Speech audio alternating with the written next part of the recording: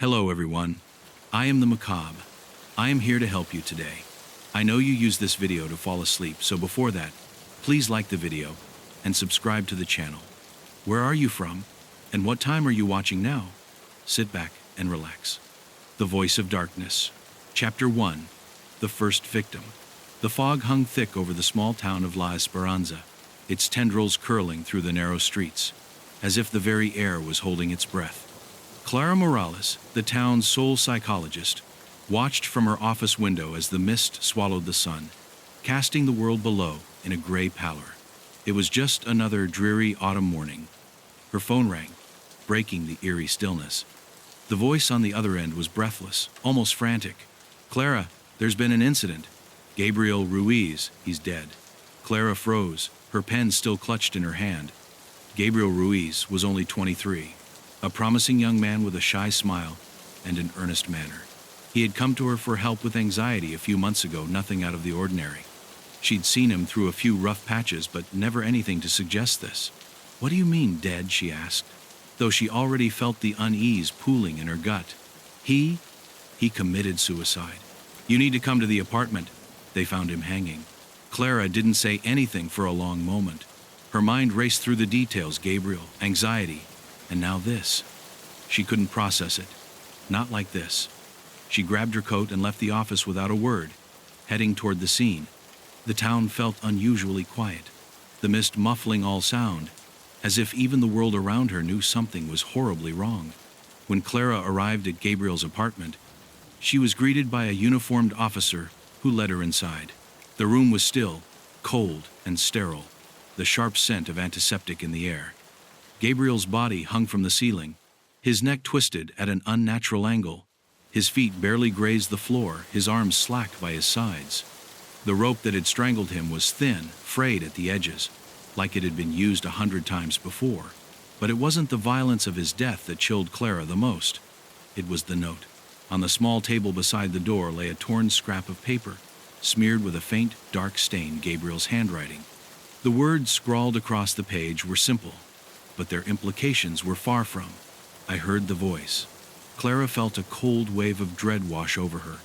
The room seemed to grow darker, as though the shadows themselves were leaning in, whispering.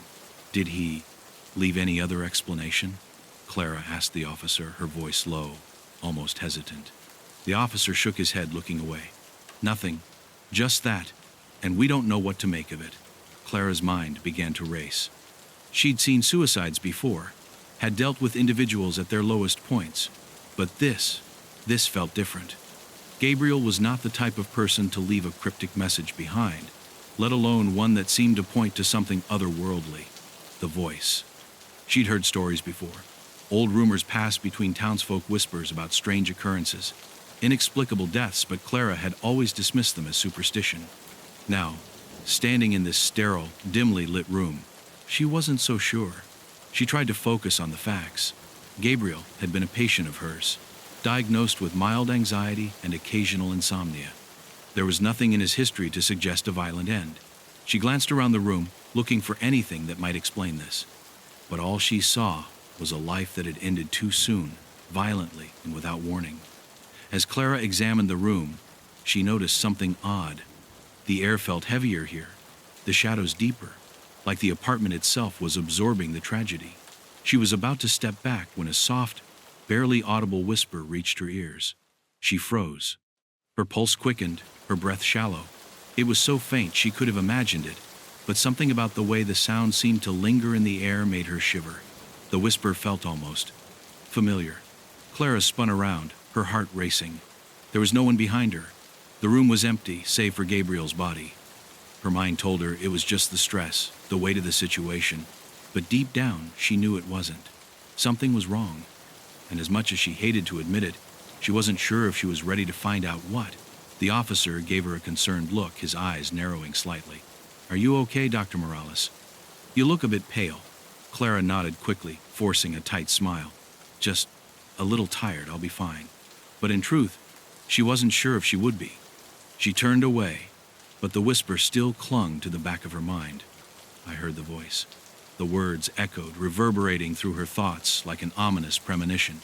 As she left the apartment, the fog seemed thicker, heavier, and the town felt quieter than ever. There was no sound of children playing, no bustle of market stalls, just the muted hiss of the fog against the ground, and Clara's own unsteady footsteps. As she walked back to her office, her thoughts circled endlessly. The voice. What did it mean? Was it a hallucination? Or was there something real behind it? She couldn't shake the feeling that whatever had claimed Gabriel had a grip on the town, and that this was only the beginning. Chapter 2. The mortal pattern. Clara's phone rang again late that night. She had tried to bury the images of Gabriel's body, but sleep wouldn't come. The whispering voice lingered in her mind, echoing through the quiet of her apartment. She stared out the window, watching the moonlight pierce through the fog, the pale glow almost spectral. The call was from Detective Jorge Ortega, a man whose professional demeanor never faltered, but tonight his voice held a sharp edge of worry. "Clara, there's something you need to see," he said without preamble. "Another one, same circumstances, and the note, it's the same." The knot in Clara's stomach tightened. Another suicide. She grabbed her jacket and left without a word, the darkness of the town swallowing her as she walked to the car. The streets were eerily quiet, as though the entire world had gone to sleep under a thick, oppressive silence. Her mind raced. The note. I heard the voice. The same as Gabriel's. It couldn't be a coincidence, could it? But what was the connection? Were these victims somehow linked? Or was something darker at work, a force pulling them into its grip? When Clara arrived at the scene, she was greeted by the same cold air, thick with fog, and the same officer at the door, his expression grim. The second victim was a middle-aged woman named Isabel Fernandez, a librarian who had lived in La Esperanza for over a decade. Clara had known her casually, a quiet woman with few friends, but nothing that suggested this. Isabel's apartment was a small, modest place, its walls lined with bookshelves, filled with stories that should have offered solace. But in the center of the room, under the harsh artificial lights, Isabel's body hung just like Gabriel's, twisted, contorted in a way that was unnatural. Clara approached the scene with a practiced calm, but her heart was pounding in her chest. The same violent suicide, the same grotesque position, and the same cryptic note. I heard the voice. This couldn't be random. There had to be a reason, a pattern. But what was it? The more Clara thought about it, the more unsettled she became. What made these two deaths different from the countless others she had encountered? It wasn't just the method, it was the message. The detective was pacing by the window, his eyes never leaving the body. "We found more, Clara," he said in a low voice, his tone tight with frustration. "It's not just these two. A third victim, same situation. The note is identical every time, and we can't find anything that connects them. No history of violent tendencies, no financial trouble, no family issues, just normal people. Until the end." Clara stepped back, taking in the full scope of the situation. 3 suicides in as many days, each one leaving behind the same chilling phrase. A part of her wanted to dismiss it as some kind of mass hysteria or a shared delusion. But another part, the part that had always trusted the facts, the logic, refused to ignore the mounting evidence. This wasn't ordinary. There was something at play here, something far beyond psychological breakdowns or coincidence. She took out her notebook, flipping through the pages of her notes from Gabriel's case. Anxiety, insomnia, minor mood swings, nothing that suggested he would suddenly, violently take his own life. Isabel had been no different. Mild depression, easily treatable, was all she had come to Clara with, though their sessions had been sparse. But they both had something in common.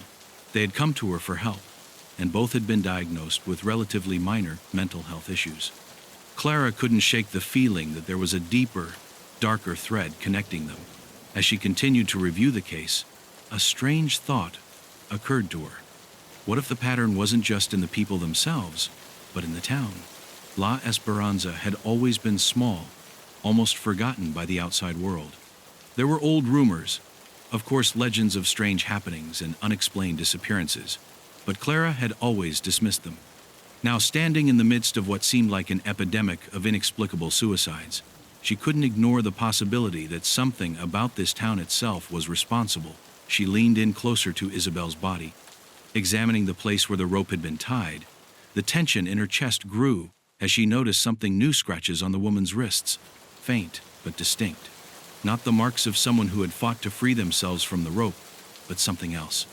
The markings almost looked as though they had been made deliberately, as if the victim had been trying to leave something behind. A clue, perhaps. Clara's mind raced as she remembered something Gabriel had said, almost incoherently, in their last session. It's everywhere. Inside me.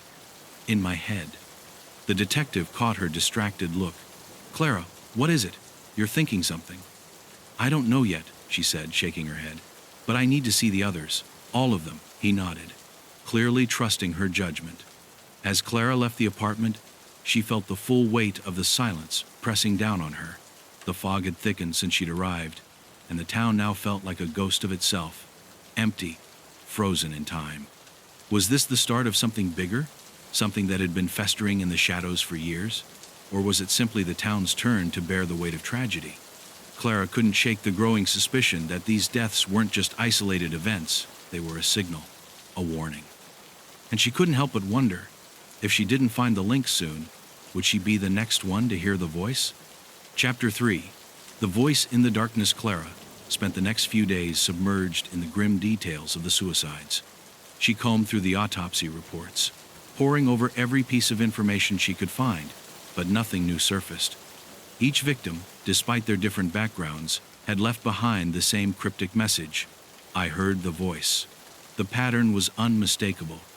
Gabriel Ruiz, Isabel Fernandez, and now a third victim, Marcelo Perez, a middle-aged mechanic, had all died in the same way, their bodies twisted and unnatural, their final words haunting the living. But Clara couldn't shake the feeling that there was something more to these deaths than just a pattern of random tragedies. It was as if the very fabric of the town was starting to unravel. The air felt thicker, oppressive, as though the town itself was holding its breath. Every street seemed quieter than before, every shadow darker. People were starting to whisper in hushed tones, their eyes darting nervously around as if they feared the same fate. The weight of fear hung in the air like a storm cloud waiting to burst. It was late one evening when Clara first heard the whisper, a voice that didn't belong in the silence of her office. She had been reviewing Marcelo's file, trying to find a connection to the others when it came. Soft at first, like the rustling of leaves in the distance. A breath, a murmur. Clara, come closer. She froze, her hand trembling over the papers. Her eyes darted around the empty room, half expecting someone to be standing there, but there was no one. The air felt suddenly colder, as if the very walls of the office were pressing in on her. She chalked it up to exhaustion. It had been a long, stressful week. She'd barely slept, her mind consumed by the mounting pressure to make sense of the madness consuming La Esperanza. But then the voice came again, this time louder, more distinct. Clara. A soft, guttural whisper, almost like a rasping breath. Her name, as if someone was standing just behind her, waiting for her to turn around. Her heart thudded in her chest, her breath caught in her throat. She spun around, her eyes scanning the dark corners of the room, but there was nothing. Nothing except the shadows stretching long across the walls. She leaned against the desk, trying to calm her racing pulse. Get a grip, she muttered to herself, shaking her head. This was just stress, just the pressure of the cases piling up. She'd heard of people imagining voices, especially when they were sleep-deprived. It was a common symptom of anxiety, something she herself had witnessed in her patients. But the voice sounded so real, too real. As she sat back down, trying to focus, the whisper came again. This time, though, it wasn't just her name. Clara, you're next. Her blood ran cold. The words seemed to hang in the air, pulsating, vibrating with an unsettling weight. She grabbed her phone, her hands shaking, and dialed Detective Ortega's number. She needed to talk to him. She needed to make sense of this before she lost control. As the phone rang, she pressed the heel of her palm against her forehead, trying to clear the growing fog in her mind. The line clicked, and Ortega's tired voice came on the other end. Clara? What's wrong? You sound... I'm hearing things. Clara interrupted, her voice strained. She glanced nervously over her shoulder, half expecting someone to be standing there, watching her. I don't know what's happening, but it's like I'm losing my mind. I've been hearing whispers. They're calling my name. They're telling me I'm next. There was a long pause on the other end of the line. Clara could almost hear Ortega's disbelief through the silence. Clara, you've been under a lot of stress. I know this case is taking its toll on you, but don't let it get to your head, all right? You've got to stay focused. I don't think this is in my head, Clara replied, her voice shaking. I'm not the only one hearing these things. The victims, Gabriel, Isabel, Marcelo, they heard the voice too. And now I'm hearing it. It's real. Something is happening here, Jorge. Something we're not understanding. There was a long, uncomfortable silence. Clara could hear Ortega breathing, his voice cautious when he spoke again. I'll look into it, but Clara, be careful. This town, it's got its secrets. Whatever's happening, it's not just the suicides. Something's off. And I'm not sure anyone is going to be able to stop it. Clara hung up the phone, her hands trembling. Ortega's words lingered in the air, heavy and unnerving. Something's off. She couldn't shake the feeling that the detective was hinting at something more. What had he meant? What secrets did La Esperanza hold? And more importantly, why had they chosen her? The voice, the whispers, were becoming a constant presence in her life now. Every time she tried to focus on the case, to solve the puzzle, the whispers would find a way to intrude. She would be in her office, staring at the files, and suddenly there it was, soft at first, then growing louder. Come closer, or you're next. It was relentless, gnawing at her sanity. She had to confront it. She had to find out what was behind these whispers before they consumed her completely. But Clara knew one thing for sure now. The voice was real, and it was far more than just a psychological manifestation. It was an entity, something ancient, something malevolent. And it had been waiting, lurking in the shadows, for someone to listen. As the days wore on, Clara felt herself slipping. The voice was becoming harder to ignore, and sleep was impossible. Her reflection in the mirror seemed different now, hollow, like someone else was staring back at her. But she couldn't stop. She couldn't let herself be swallowed by the darkness. She had to keep going, had to uncover the truth, before the voice claimed her as it had the others. Chapter 4. The link between the victims. Clara's mind was a tangled mess of thoughts. Each victim, Gabriel, Isabel, Marcelo, had seemed so normal at first. Ordinary, everyday people with no apparent reason to end their own lives. But the more Clara thought about it, the more a pattern began to form in the back of her mind. It wasn't just the deaths that were similar. It was the victims themselves, their quiet, unnoticed lives, all tied together by something beneath the surface. She sat in her office late one evening, the faint light of the desk lamp casting long shadows across the room. Her head throbbed from lack of sleep, but the files in front of her beckoned. She'd reviewed the details over and over, but something always seemed just out of reach. She needed a breakthrough, something concrete to connect the dots. There had to be a reason these people were chosen. The voice, they all heard it. That much was clear.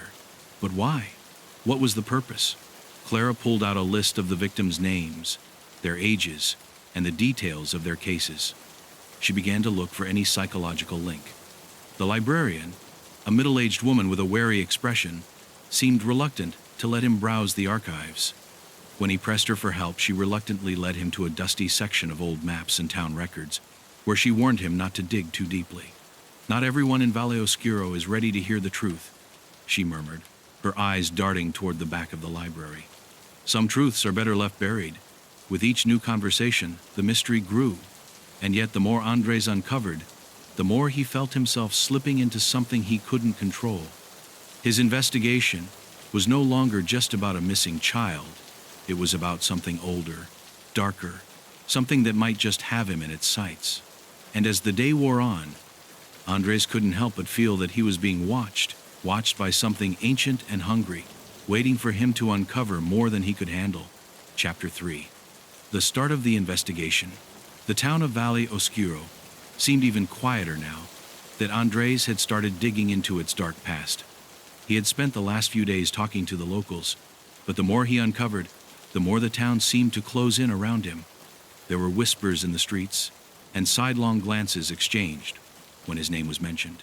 The villagers were afraid, but they didn't know how to stop him. He wasn't like the others. He wasn't willing to accept their folklore as fact. He wanted proof, something tangible, something that could explain the disappearances. With a sense of quiet resolve, Andres set out to explore the forest himself. If El Olvidado truly existed, then he would find it, or at the very least, find some trace of the creature's presence. The idea of a being that consumed memories seemed absurd to him, but the patterns of disappearances were too strange to ignore. It wasn't just the loss of children, it was the complete erasure of them. No one remembered their names, their faces, their very existence. Even their families, it seemed, couldn't recall what their own children had looked like. As Andres walked toward the edge of the forest, the air grew thick with a damp, earthy smell. The towering trees, twisted and gnarled, seemed to stretch endlessly into the sky. It was quiet, unnaturally so. No birds chirped, no insects buzzed. Even the wind seemed hesitant to stir the leaves. He'd been warned about the woods, of course. The elders had told him not to go too far, that it wasn't a place for outsiders. But he wasn't the kind of man to be easily scared off by threats veiled in superstition. This was his story, and he would uncover the truth, no matter the cost. He ventured deeper into the woods, the path becoming less distinct the farther he walked. The trees grew denser, their branches interlacing overhead, forming a canopy that blocked out most of the sunlight. The ground was soft, carpeted with layers of fallen leaves and damp moss. Every step he took felt heavier, as if the forest itself was reluctant to let him pass. For hours, Andres wandered, but he found nothing but the quiet expanse of the woods.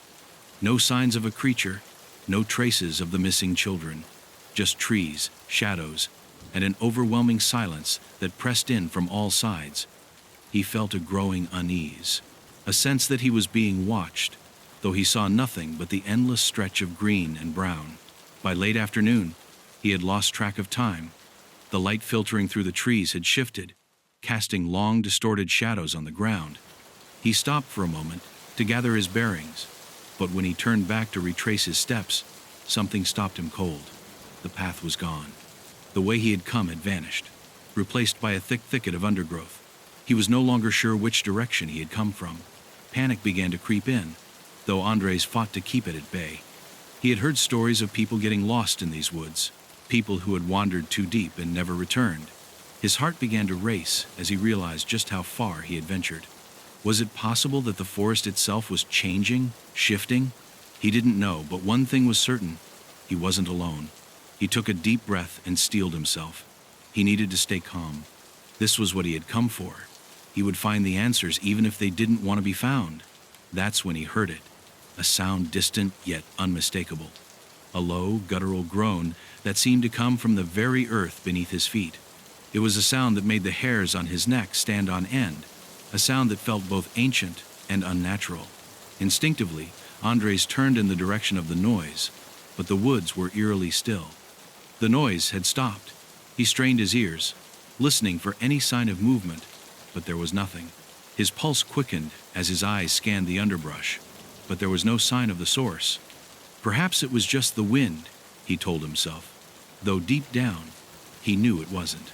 Suddenly, something else caught his attention. A movement at the edge of his vision, a figure, barely visible among the trees.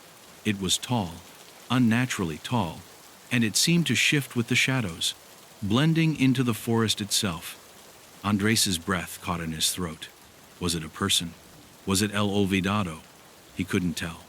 His instincts screamed at him to run, but his feet were frozen to the spot, rooted in place by a force he couldn't understand. As the figure moved, the air around him seemed to grow colder, the very atmosphere thickening. Andres squinted, trying to make out more details, but with each step the figure took, he felt something inside of him begin to fade like a memory slipping away, just out of reach. He could no longer remember the exact shape of the figure, nor the sound of the groan. The edges of his thoughts were growing fuzzy. It was as though the forest itself was erasing him. Desperately, Andres turned to leave, but as he moved, he realized with a sickening lurch that he couldn't remember the way back. The trees seemed to shift around him, rearranging themselves, as if the forest itself was mocking him. He had no sense of time, no sense of direction. He was lost in the same way the children had been. And just like them, he would soon be forgotten. Chapter 4. The disappearance in the dark. Andres awoke with a jolt, gasping for air as his senses slowly returned. For a few seconds, everything was disorienting. He was lying on the damp ground, the faint smell of wet earth and decaying leaves filling his nostrils. The last thing he remembered was seeing that figure in the trees, tall, shadowy, blending with the forest itself. But now, everything felt wrong. His head throbbed as though a weight had been pressing down on him, suffocating him, and he couldn't remember how he had ended up on the forest floor. His fingers shook as he tried to push himself up, but his body felt sluggish, as though it wasn't quite his own. It took a few moments to orient himself, but when he finally managed to sit up, he realized with growing horror that the landscape around him had changed. The dense forest, which had been so familiar just hours before, now seemed like a labyrinth, unfamiliar and alien. The trees were taller, their branches twisting in unnatural angles, blocking out even the faint light of the moon. It was then that he realized something even more terrifying. His watch, the one he had been wearing earlier that day, was gone. The timepiece had always been reliable, but now it was nowhere to be found. He had no sense of how long he had been unconscious. Was it hours? Days? The confusion was maddening. And worse, he couldn't remember the exact path he had taken into the forest. He had lost his bearings completely. Panicking, Andres rose to his feet, his legs weak, his thoughts fragmented. He tried to call out, but the words felt strange on his tongue. His own voice seemed distant, as if it belonged to someone else. His mind was unraveling, slipping through his fingers like sand. He couldn't remember the details of the last few hours. He couldn't remember why he had come out here in the first place, or what he was supposed to be looking for.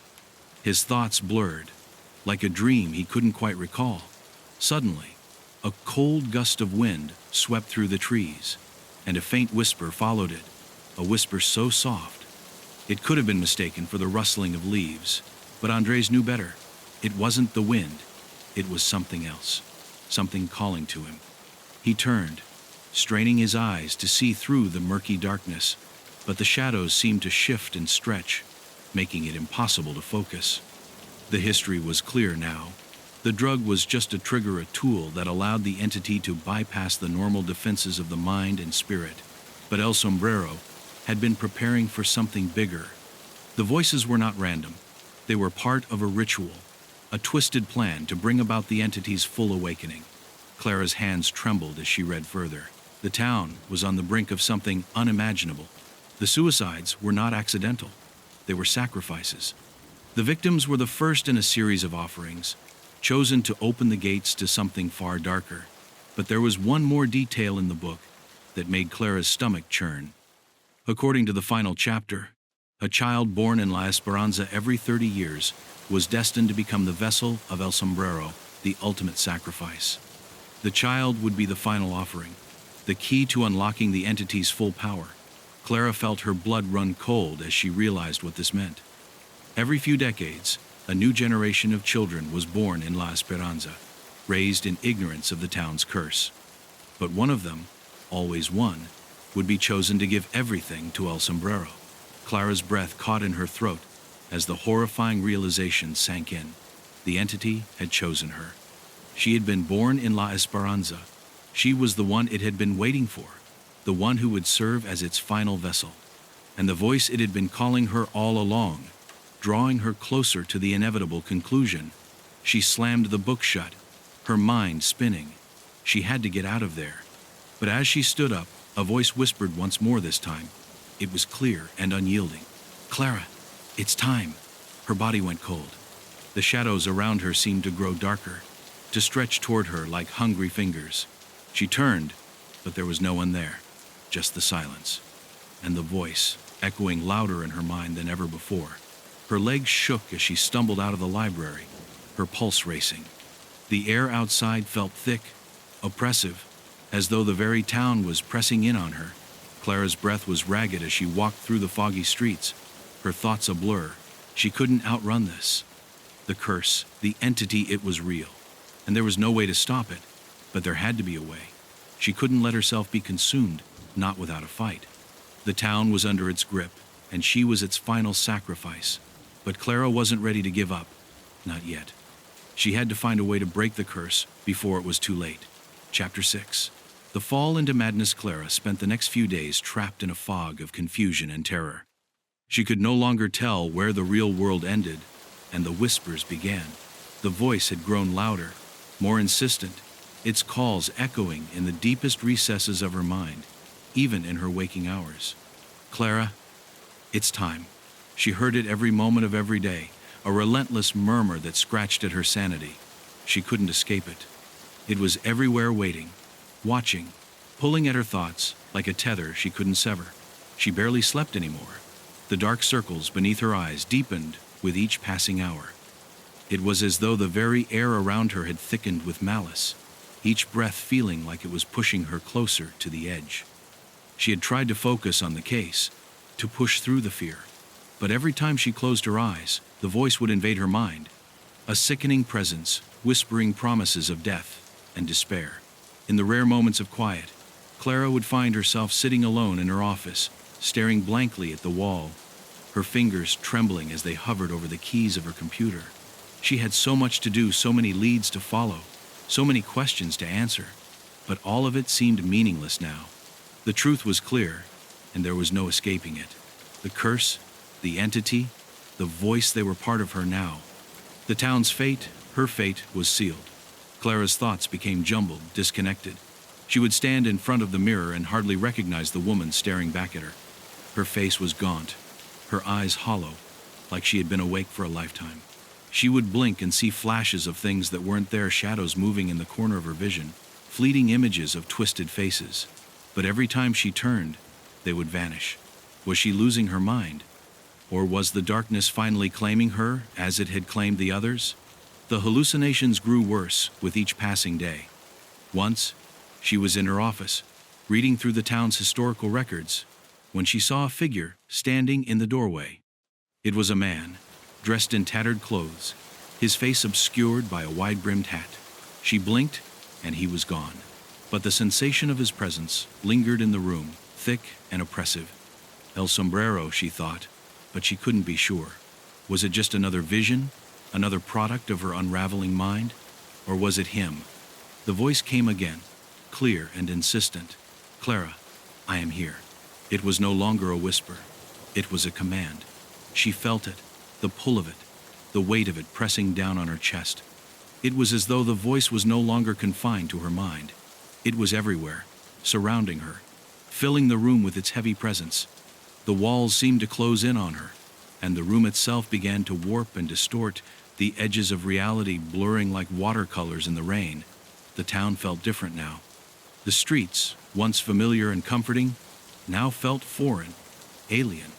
People avoided her gaze, and the few who still spoke to her did so with fearful hesitation, as if they knew what she was becoming. The whispers followed her wherever she went. It was like a sickness, creeping through the very air she breathed. She began to question the people around her, wondering if they could hear it too. Was she the only one? Was she the only one who could hear the voice? Or had they all heard it, and they were just too afraid to speak? One night, Clara wandered through the town, the cold wind biting at her skin. She wasn't sure where she was going. The fog rolled in thick, swallowing the streets in its gray embrace. The houses, the buildings, they all seemed like shadows now, silhouettes standing silent and watchful in the dark. She stumbled into the graveyard, drawn inexplicably to it, her feet moving of their own accord. There, in the center of the cemetery, she found herself standing before a stone monument. The name on the plaque was worn, but she could make it out. Morales. Her heart skipped a beat. Her breath hitched as she stared at the tombstone. Was it just a coincidence? A trick of the mind? Or was this some cruel twist of fate? The name on the stone matched her own. Clara Morales. The thought hit her like a physical blow. Could this be her family's grave? Her ancestors? The sensation of being drawn into the darkness became overwhelming. She wasn't sure if she was walking toward the grave or if the grave was pulling her in, like a magnet drawing her closer to some unspoken doom. The voice rose again, louder than ever. Clara, you belong to me now. It was no longer a question. It was a proclamation. She felt it in her bones, deep in her very core, the truth that she had been running from. She was the sacrifice. She had always been the sacrifice. La Esperanza had chosen her. El Sombrero had been waiting for her all along. The darkness was not just in the town, it was in her blood, in her name. And now, there was no escaping it. Clara collapsed to her knees, her hands clutching at the cold stone of the grave, her mind fracturing under the weight of the truth. She wasn't just the town's next victim. She was the key, the final piece of the puzzle that would unlock El Sombrero's full power. The voice, the whispers, the suicides, they were all part of the ritual. She had no choice but to follow through, to embrace the fate that had been sealed long before her birth. Tears blurred her vision as she whispered into the darkness, "How do I stop it? How do I stop you?" But the voice answered only with silence, the graveyard filled with an oppressive quiet that made her skin crawl. The only answer was the gnawing certainty in her chest that there was nothing left to be done. The curse had already claimed her, and with it, the town. Chapter 7. The Mental Sacrifice. The darkness in Clara's mind was like a suffocating cloud, pressing against her thoughts, drowning her every breath. The voice was no longer a whisper. It was a cacophony, a symphony of malevolent commands that raked through her skull. A whisper of something familiar, tugged at the edges of his mind, but it dissolved before he could grasp it. His thoughts slipped like water through his fingers, leaving him with nothing but confusion and fear. He knew something was wrong, but he couldn't remember what. He needed to get out of here. But where was here? He pushed himself up with shaking hands, stumbling as he tried to find his footing. The world around him was a blur of shadows and shapes, nothing solid, nothing concrete. He strained his eyes, but the more he looked, the more everything seemed to distort. The trees weren't just trees anymore, they were twisted figures, their limbs reaching out like skeletal fingers, beckoning him deeper into the forest. He was no longer sure if he was walking in circles or if the forest itself had become a living, breathing entity, shifting around him to trap him in its endless maze. Suddenly, a noise broke the eerie silence, a soft rustling, like footsteps in the underbrush. Andres froze, his heart racing. He turned, but there was nothing. His breath came in shallow gasps as he waited, listening for any sign of life, any sign of the creature that had been following him. But there was nothing, just the quiet hum of the forest. And yet, something was wrong. He could feel it in his bones. The creature wasn't gone. It was still there, waiting for him. Andres forced himself to move again, his steps slow and deliberate. Each footfall felt heavier than the last, as if the forest itself were pulling at him, trying to drag him down into its depths. The whispers had returned, faint but insistent, tugging at the edges of his mind. "Who are you? Why are you still here?" They came from nowhere and everywhere, overlapping, drowning him in their unrelenting pressure. He wanted to scream, to call out, but his voice was weak, swallowed up by the oppressive silence. He had to focus. He had to find something, anything that could help him understand what was happening. But the more he walked, the more lost he became. His memories were fragments, scattered like broken glass. He couldn't even remember why he was investigating the disappearances in the first place. He had been in the village, hadn't he? There was a town, a place he'd come from, but it felt so distant now, like it belonged to someone else, someone he didn't know. The path, if it could even be called a path, was almost invisible now, consumed by thick vines and brambles. The forest had swallowed everything, leaving him with no way to navigate. He felt as though he was wandering in a dream, trapped in a nightmare where the rules of time and space no longer applied. How had he even gotten here? And why couldn't he remember how to leave? Suddenly, something changed. The air shifted, thickening, becoming colder. A shadow passed over him, stretching long and unnatural across the ground. Andres' heart skipped a beat. He spun around, and there, standing at the edge of his vision, was the figure again. The creature. El Olvidado. But it wasn't moving now. It was just standing there, watching him, its form flickering and warping like a broken television screen. He could see it more clearly now. The figure was not entirely solid, not entirely real. It seemed to exist only partially in this world, like something from another dimension, something that didn't belong here. Its shape was amorphous, constantly shifting, as though it were made of shadows and whispers, its edges never fully coming into focus. It was tall, impossibly tall, its body bent, and twisted in ways that made Andres' stomach churn. Its face, or what he thought was its face, was obscured, like a blank canvas waiting to be painted over, yet its presence was suffocating, oppressive. He couldn't tear his eyes away from it. A sudden realization struck him like a bolt of lightning. The creature wasn't just after him, it was after his memories. It consumed them, erasing all traces of who he was, leaving him nothing but a husk, an empty shell. He had felt it before, the way his memories slipped away, how he couldn't remember his name or the faces of the people he had once known. And now, as he stared at the creature, he could feel his identity slipping through his fingers, piece by piece. Andres staggered backward, his breath coming in ragged gasps. The creature didn't move, but its presence grew stronger, more overwhelming. His mind raced. He had to escape. He had to hold on to something. Anything. But the forest was closing in on him. The trees leaned toward him, their twisted limbs now like fingers, scratching at his skin, pulling him toward the creature. He was trapped. There was no way out. The creature moved then, slowly, deliberately. It took a step forward, and as it did, the whispers grew louder, more insistent. "Do you remember who you are?" they asked. "Do you remember why you're here?" Andres's legs gave way beneath him, and he collapsed to the ground. His head was spinning. The forest was no longer real. The creature was no longer real. Everything was dissolving, melting away, as though it was all just a dream he couldn't wake from. And then, with a sound that was more like a thought than a noise, El Olvidado reached out, its formless hand touching the air. And everything Andres knew, everything he had ever known, vanished. His name, his face, his life, gone. Chapter 7. The trap of the forgotten. Andres had no idea how much time had passed since the creature's touch. The feeling of its presence had erased everything. He had been trapped in a dark, endless void, a place without shape, without meaning. Time didn't exist here. There was only the emptiness and the whispers. The faint murmurs of his name, of who he was, but these whispers weren't comforting. They were cruel. They mocked him. They were gone, just like him. He was nothing. He was a shadow in a world that didn't recognize him.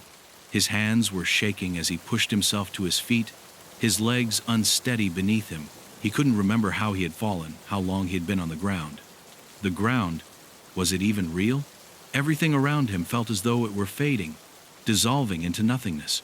The forest, the path, the sounds, everything that had once been tangible, now felt like a dream, a distant memory from someone else's life. His breath came in shallow gasps, but he couldn't focus on the air or the suffocating tightness in his chest. He had to move. He had to escape. His eyes scanned the darkened woods around him, but there was no path, no way out. The trees, once familiar, now stood like silent, watching sentinels, their dark branches twisting and curling as though they were alive. Every tree looked the same, every shadow, every corner of the forest seemed indistinct, like it was waiting for him to wander deeper into its grasp. The whispers came again, louder now. Andres, they said. His name, but it wasn't his own. It sounded foreign in his ears, distant, like someone speaking from the other side of a great chasm. Was it him they were calling? Or was it the version of him that used to be him? The real Andres? He couldn't remember. He could barely remember who he had been before the forest had swallowed him whole. "Stop," he muttered to himself, shaking his head as if he could force the voices to go away. But the more he tried to push them out, the more they pressed in, twisting and gnawing at his mind. He clutched his head, desperate to hold on to anything that resembled reality, but it was slipping faster than he could grasp it. The ground beneath his feet felt unstable, like he was walking on something that wasn't solid, a fog, a dream, a lie. He had to keep moving. He couldn't stay here, couldn't let the voices pull him further into the darkness. He turned, stumbling away from the spot where he had fallen, forcing his legs to carry him. But every step felt like a struggle.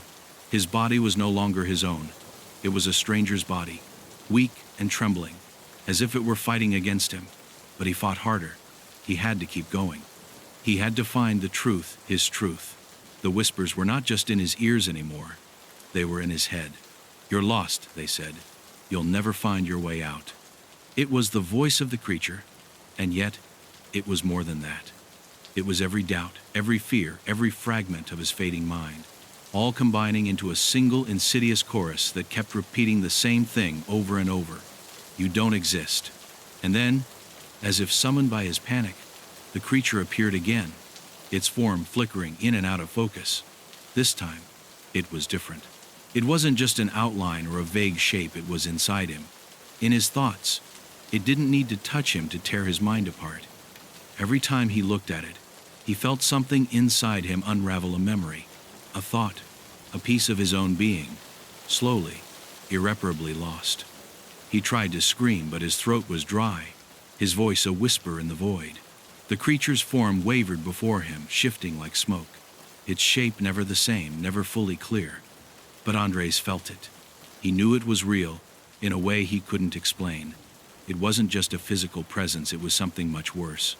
It was the embodiment of his own disintegration, the thing that fed on his memories and slowly erased the man he had once been. "You can't hide from me," the creature whispered, and Andres' knees buckled as he fell to the ground. The voice wasn't loud, but it was everywhere. It crawled inside his head, inside his very soul. "You belong to me now. You always have." Andres tried to fight it, tried to claw at his mind, but the memories were slipping away faster now. His body trembled uncontrollably as he struggled to remember what it felt like to be him, what it felt like to be someone who had a name, a purpose. But all of it, his identity, his life, his reason for being here, was evaporating into the ether. He was disappearing. Every moment he spent in this place, he was becoming less and less real, less human. In the distance, a faint light appeared, a glimmer, a flicker of hope. Was it the village? Was it salvation? He didn't know, but he couldn't help himself. The last shred of determination that clung to him surged forward, propelling him toward the light. He pushed his body to move, one foot in front of the other, his breath ragged and desperate. But as he neared the light, something pulled him back, something dark, something powerful. The creature's influence, like a cold hand around his heart, dragged him into the darkness. The light flickered and vanished, as if it had never been there, leaving him with nothing but the crushing emptiness of the forest. He was trapped. Andres fell to his knees, the weight of everything, of all his fading memories, of all the things he had lost pressing down on him. The whispers swirled around him, growing louder, more chaotic. They weren't just voices anymore. They were the sounds of his very existence being unraveled. And as he crumbled in the dark, the final shred of his identity, the last vestige of Andres, slipped away into the void. Chapter 8.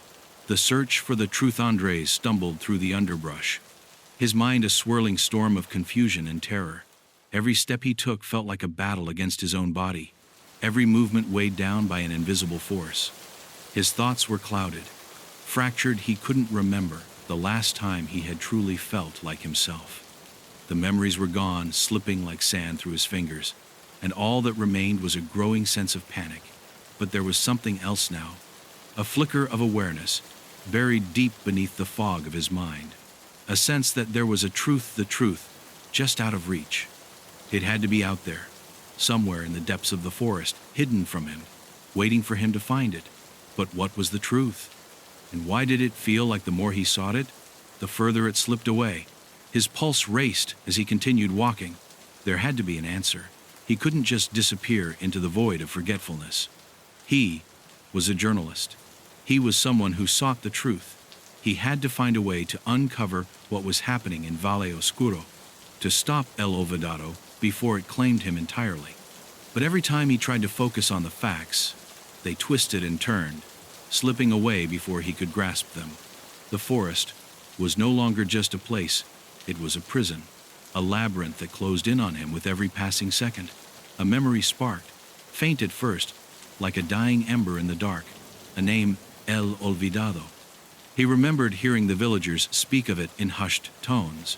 He remembered the fear in their eyes. But what did it mean? What was it? Was it a creature, a force of nature, or something worse? Every answer led to more questions, and the more he thought about it, the more the truth seemed to slip further from his grasp. The forest seemed to close in around him, its shadows lengthening, twisting. The trees were no longer just trees. They were watching him, following his every movement, their gnarled limbs creaking as if they were alive. It was as though the very land itself was conspiring against him, shifting, warping, pulling him into its depths.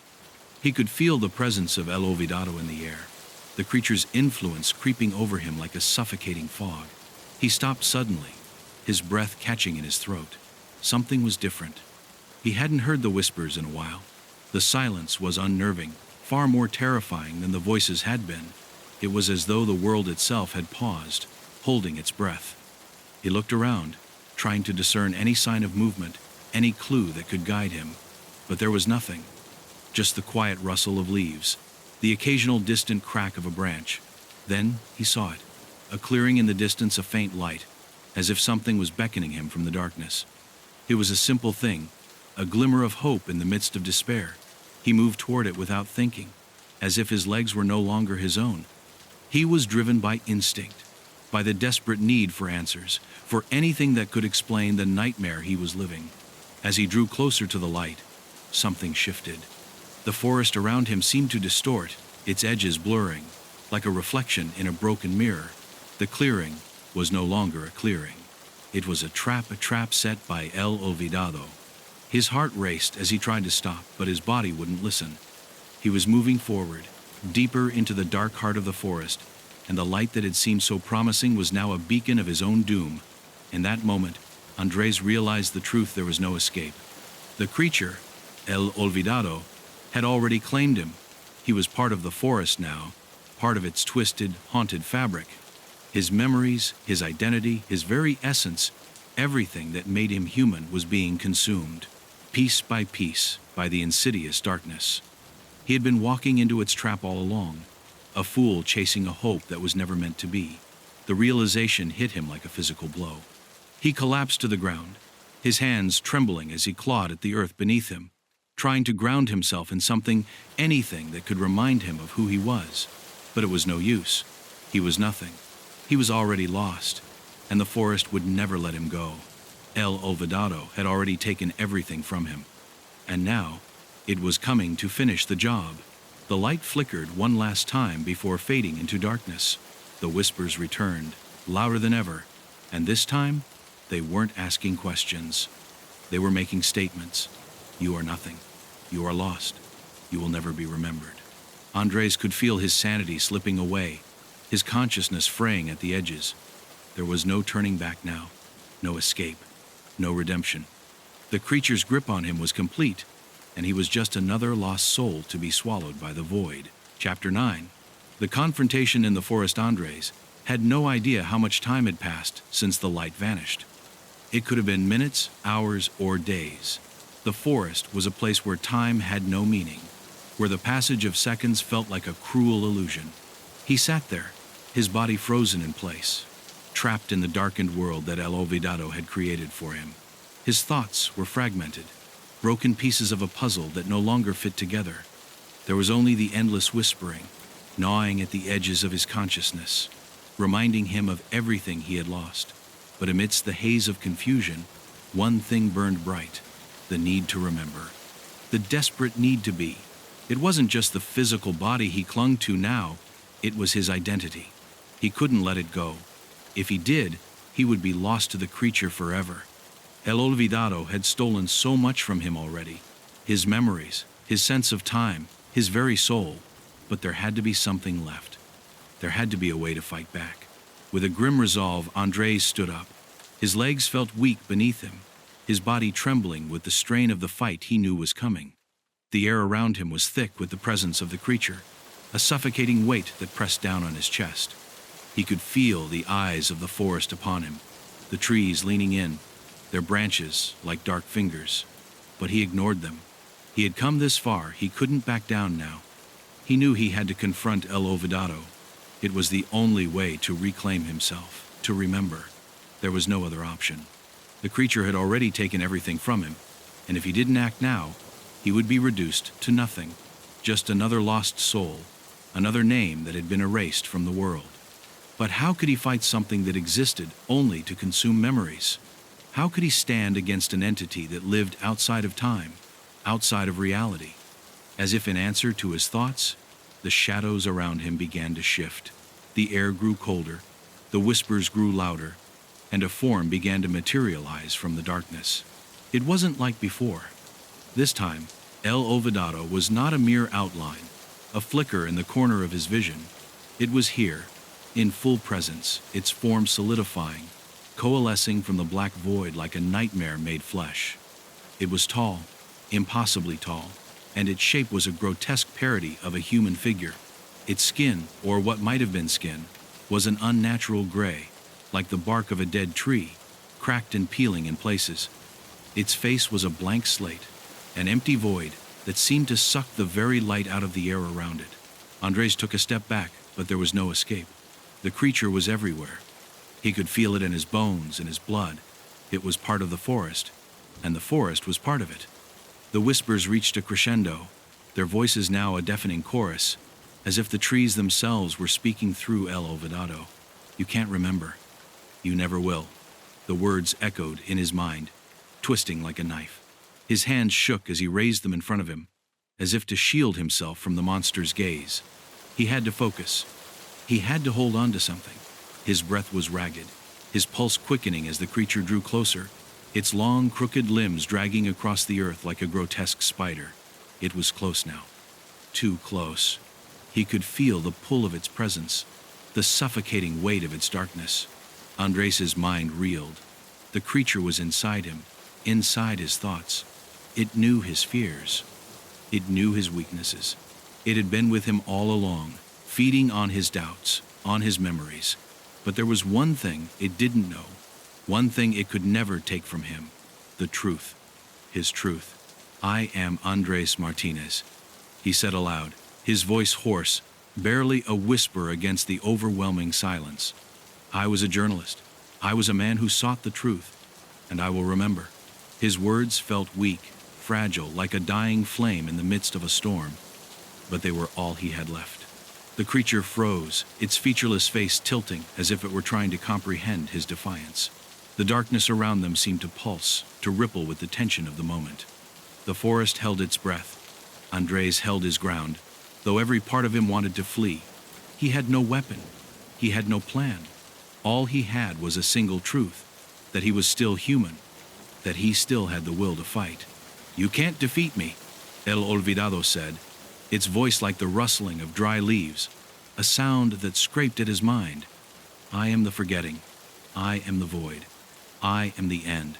Andres's heart hammered in his chest, but he refused to look away. He refused to let the creature break him. No, he spat, shaking his head. You're nothing. You're just a lie, and I won't let you erase me. The creature recoiled, its body distorting, twisting in response to his words. The shadows around them seemed to recoil as well, the forest itself shuddering. For a moment, there was a flicker, just a flicker of something in its face, a crack in the perfect void, a hint of doubt. El Olvidado roared, its voice reverberating through the trees, a sound that could shatter minds. It lunged at him, its arms stretching out like serpents, trying to swallow him whole. But Andres, with every ounce of willpower he had left, fought back. He closed his eyes, not to escape, but to center himself, to remember, to recall the moments of his life that the creature had tried so hard to erase. His family, his friends, the first time he picked up a pen, the stories he'd written, his love for the truth. The creature was not invincible, not if he remembered, not if he clung to his humanity. With a primal yell, Andres rushed forward, his fists raised not in surrender, but in defiance. The creature shrieked, a deafening sound that split the air, but it was too late. Andres had already taken the first step toward freedom, and that was all it took. Chapter 10, The Forgotten Among Us. The air was thick with the scent of decay as Andres collapsed to his knees.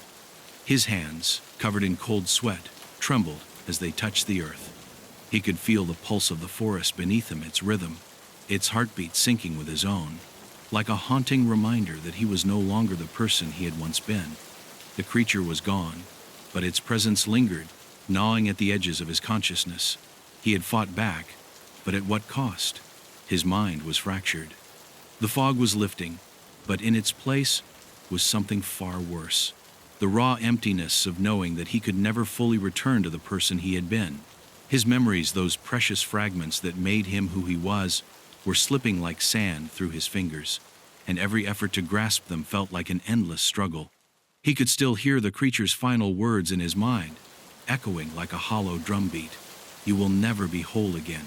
You will never remember fully. You will always be a shadow of what you once were.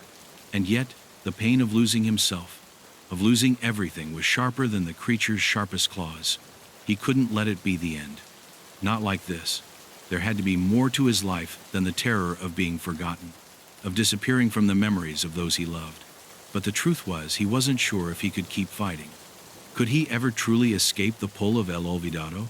Could he reclaim his memories? Or was he doomed to live out the rest of his life as a faded echo, an indistinct blur in the minds of the people who had once known him?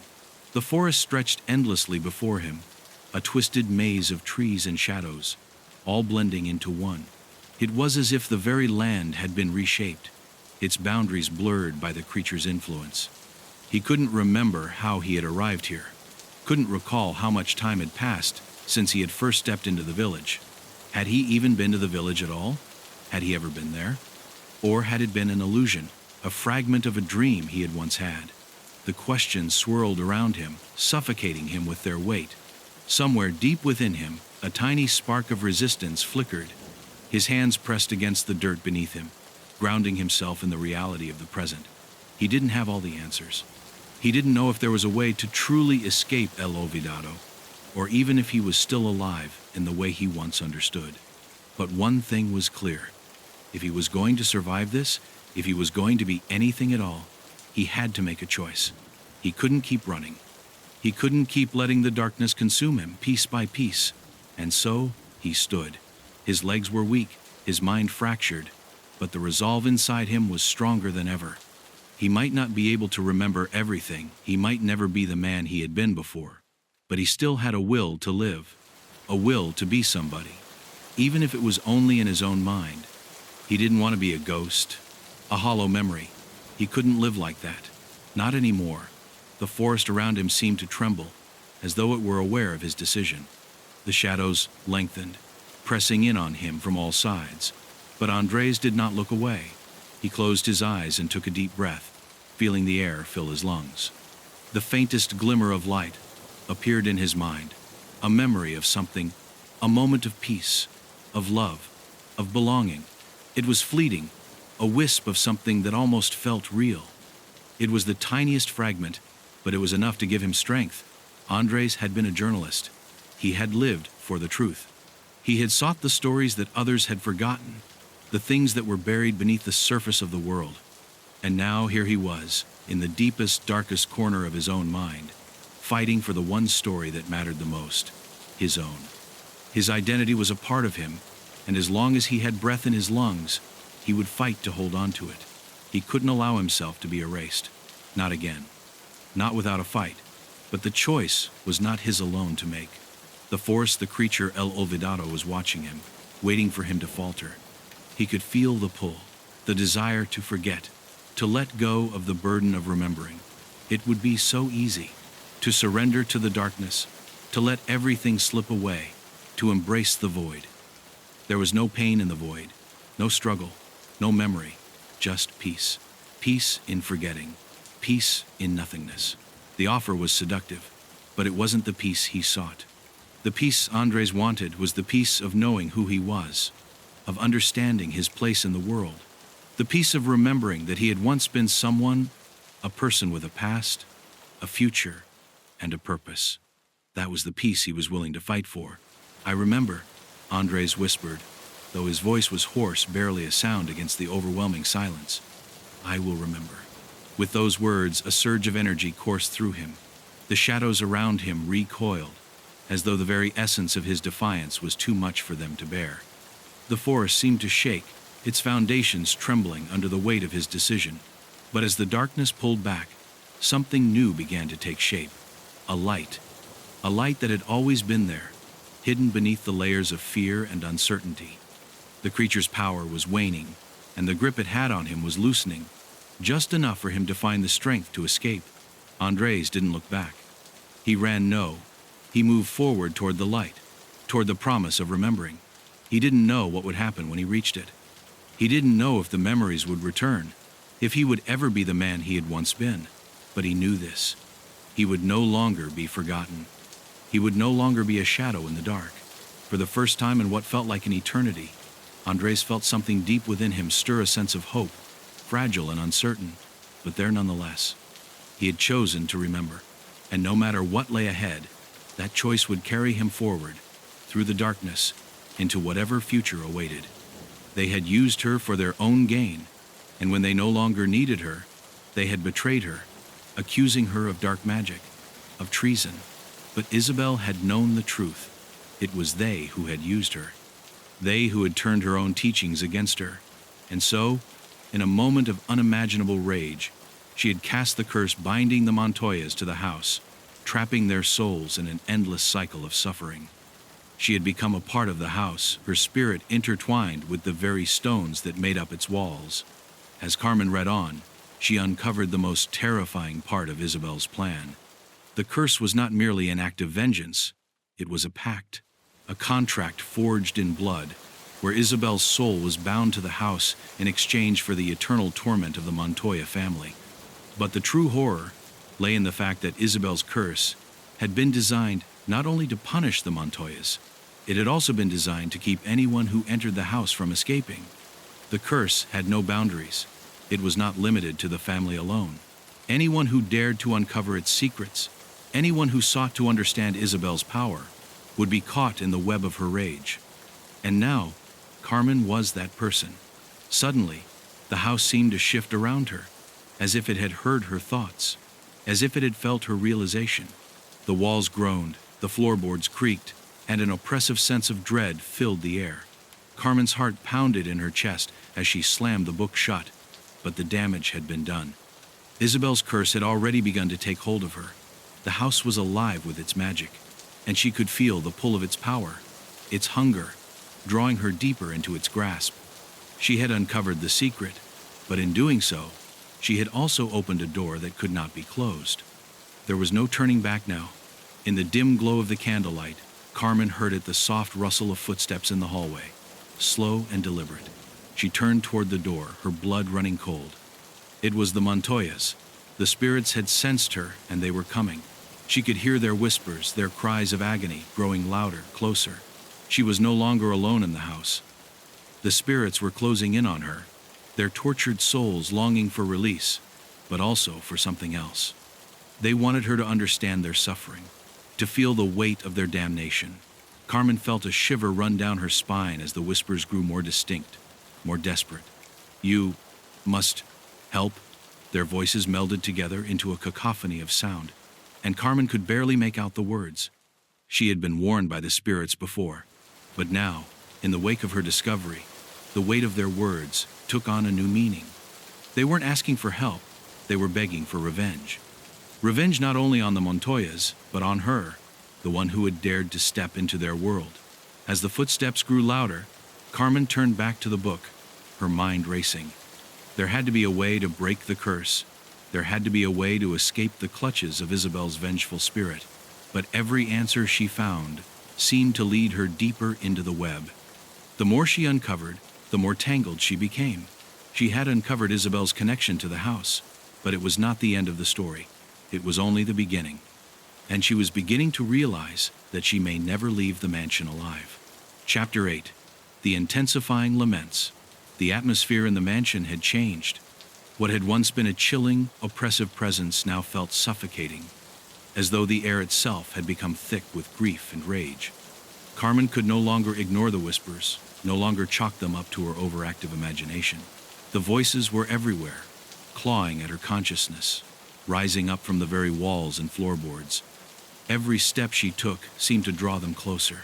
The spirits were not just lingering now, they were becoming aggressive, their lamentations bleeding into the space around her, twisting and distorting everything they touched. She pressed her hands against her temples, trying to block out the voices, but they only grew louder, more insistent. They were like a swarm of bees, buzzing and buzzing until the sound became deafening. One voice rose above the rest, distorted, guttural, and filled with a rage that made Carmen's blood run cold. She couldn't make out the words, but the tone was unmistakable, demanding, vengeful, filled with an anger that knew no end. It was as though the very souls of the Montoyas were now trapped in an eternal scream, and Carmen, having disturbed their peace, was the focus of that fury. A cold wind swirled around her, carrying with it the distinct scent of decay. Her body went rigid, her breath shallow as she felt something brush past her, a cold, clammy touch on her shoulder. Whipping around, Carmen saw nothing. The hallway behind her was empty, the dust settling in the corners like the remnants of forgotten time. But she could feel it, a presence that hovered just out of sight, just beyond the edge of her vision, watching her, waiting for her to acknowledge it. She had crossed a threshold. There was no turning back now. The temperature in the room dropped, and Carmen's breath came out in misty clouds. The very air around her felt heavy, pressing down on her chest, making it difficult to breathe. The walls creaked, groaned, and seemed to shift as though the house itself were alive, reacting to her intrusion. Carmen could feel the weight of the spirits pressing in on her, their collective sorrow and rage pushing against her like an unseen force, urging her to leave, to flee.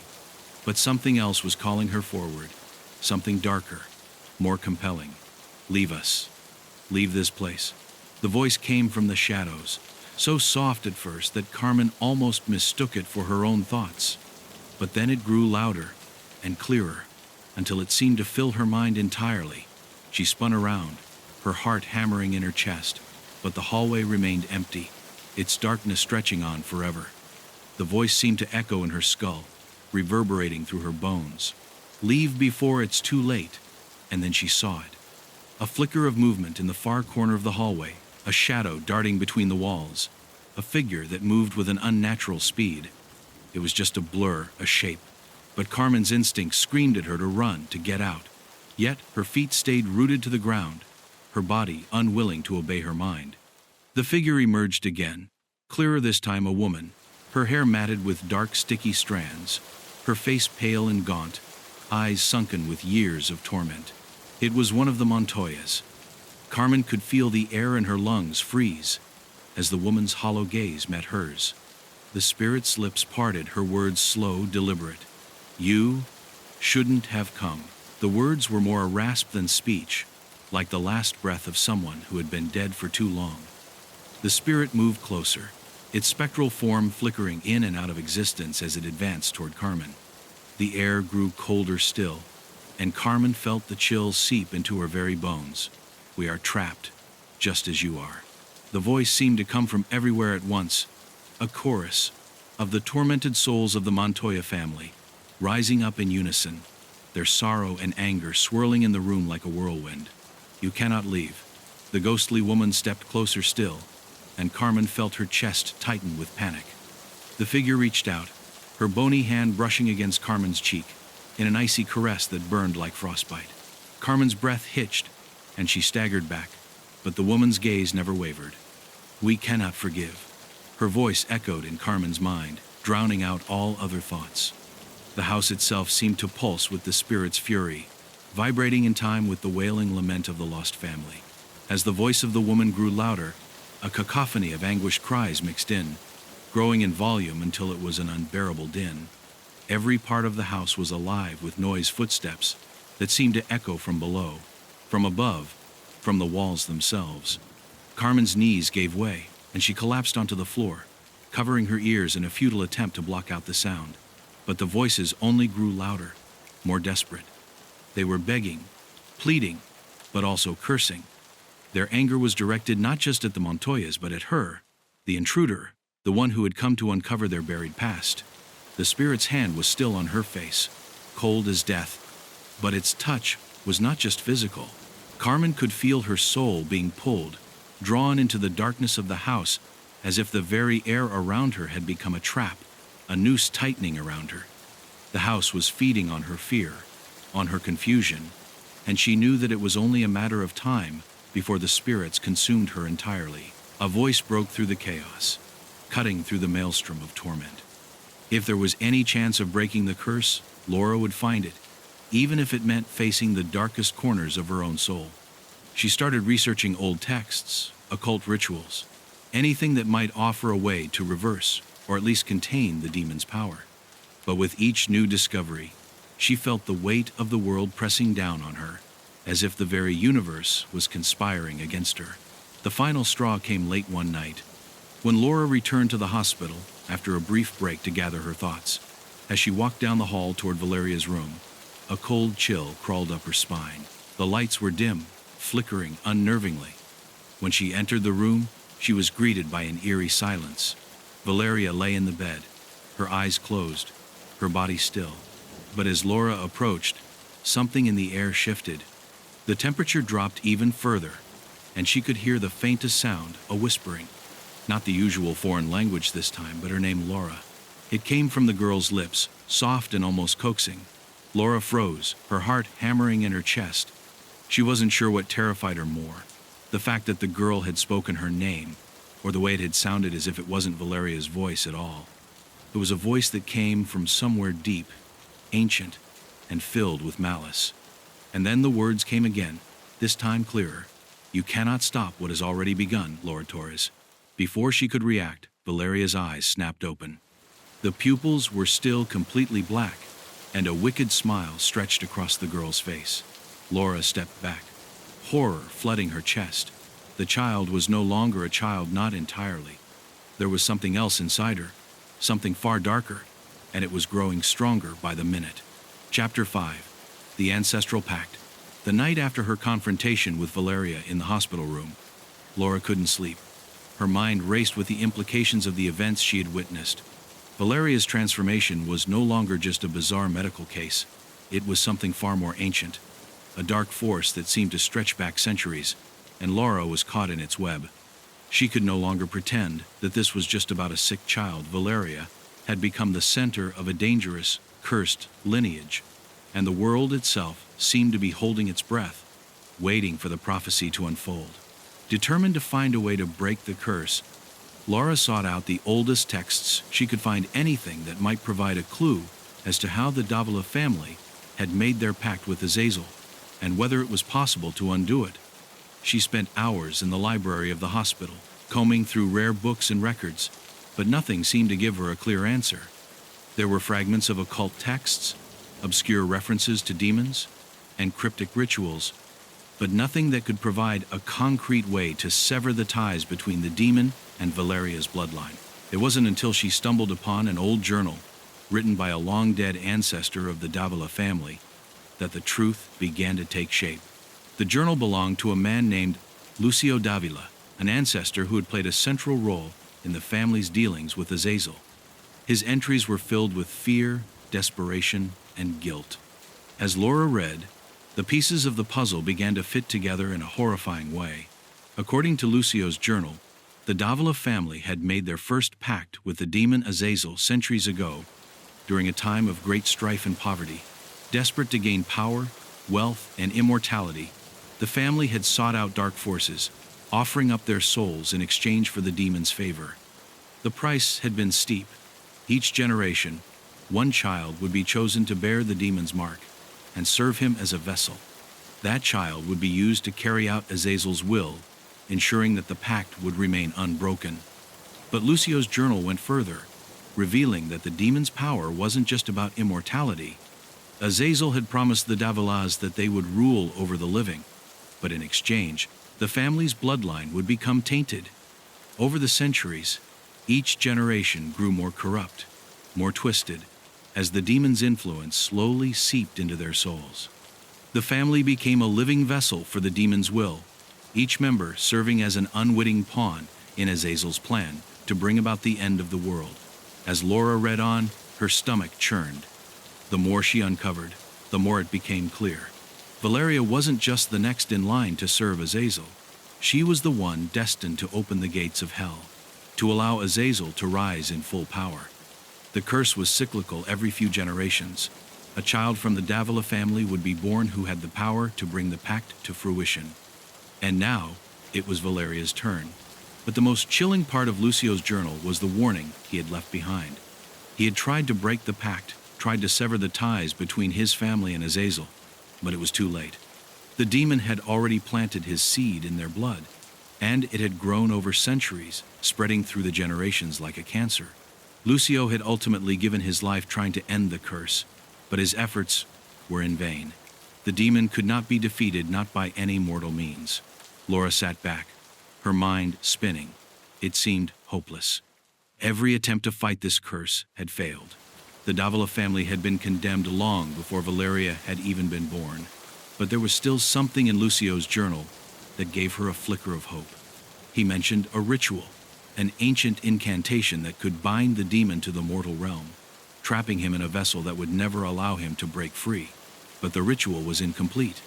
There were crucial pieces of the incantation missing, and without them, the ritual would only succeed in making things worse, unleashing Azazel's full fury upon the world. Laura's heart pounded as she realized the scope of what she was dealing with. To stop the curse, she needed to find the missing pieces of the ritual, but time was running out. Valeria's condition was worsening by the day. The demon was growing stronger inside her, and Laura could feel it in the air, a palpable sense of malevolent energy that was beginning to fill the hospital room. The whispers were louder now, echoing in her mind even when she wasn't near Valeria. The closer she got to the truth, the more dangerous it became.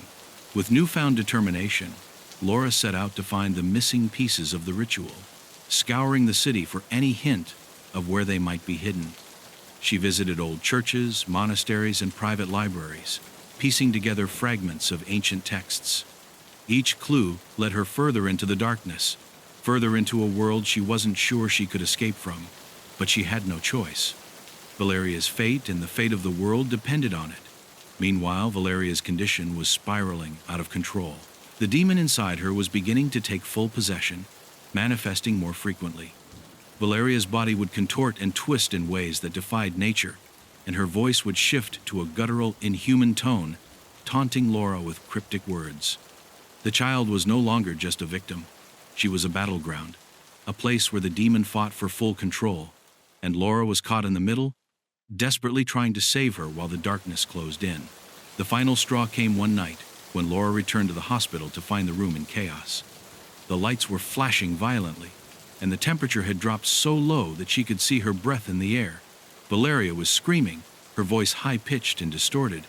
Laura rushed to her side, but when she touched the girl's hand, she recoiled in horror. Valeria's skin was burning hot, but at the same time, there were patches of ice-cold flesh where the demon's mark had begun to take root. The girl's eyes were completely black, and her body was shaking violently, as if being racked by some invisible force. "Please, help me," Valeria's voice whispered, not her own but the demon's. "You cannot stop what you've unleashed." Chapter 6.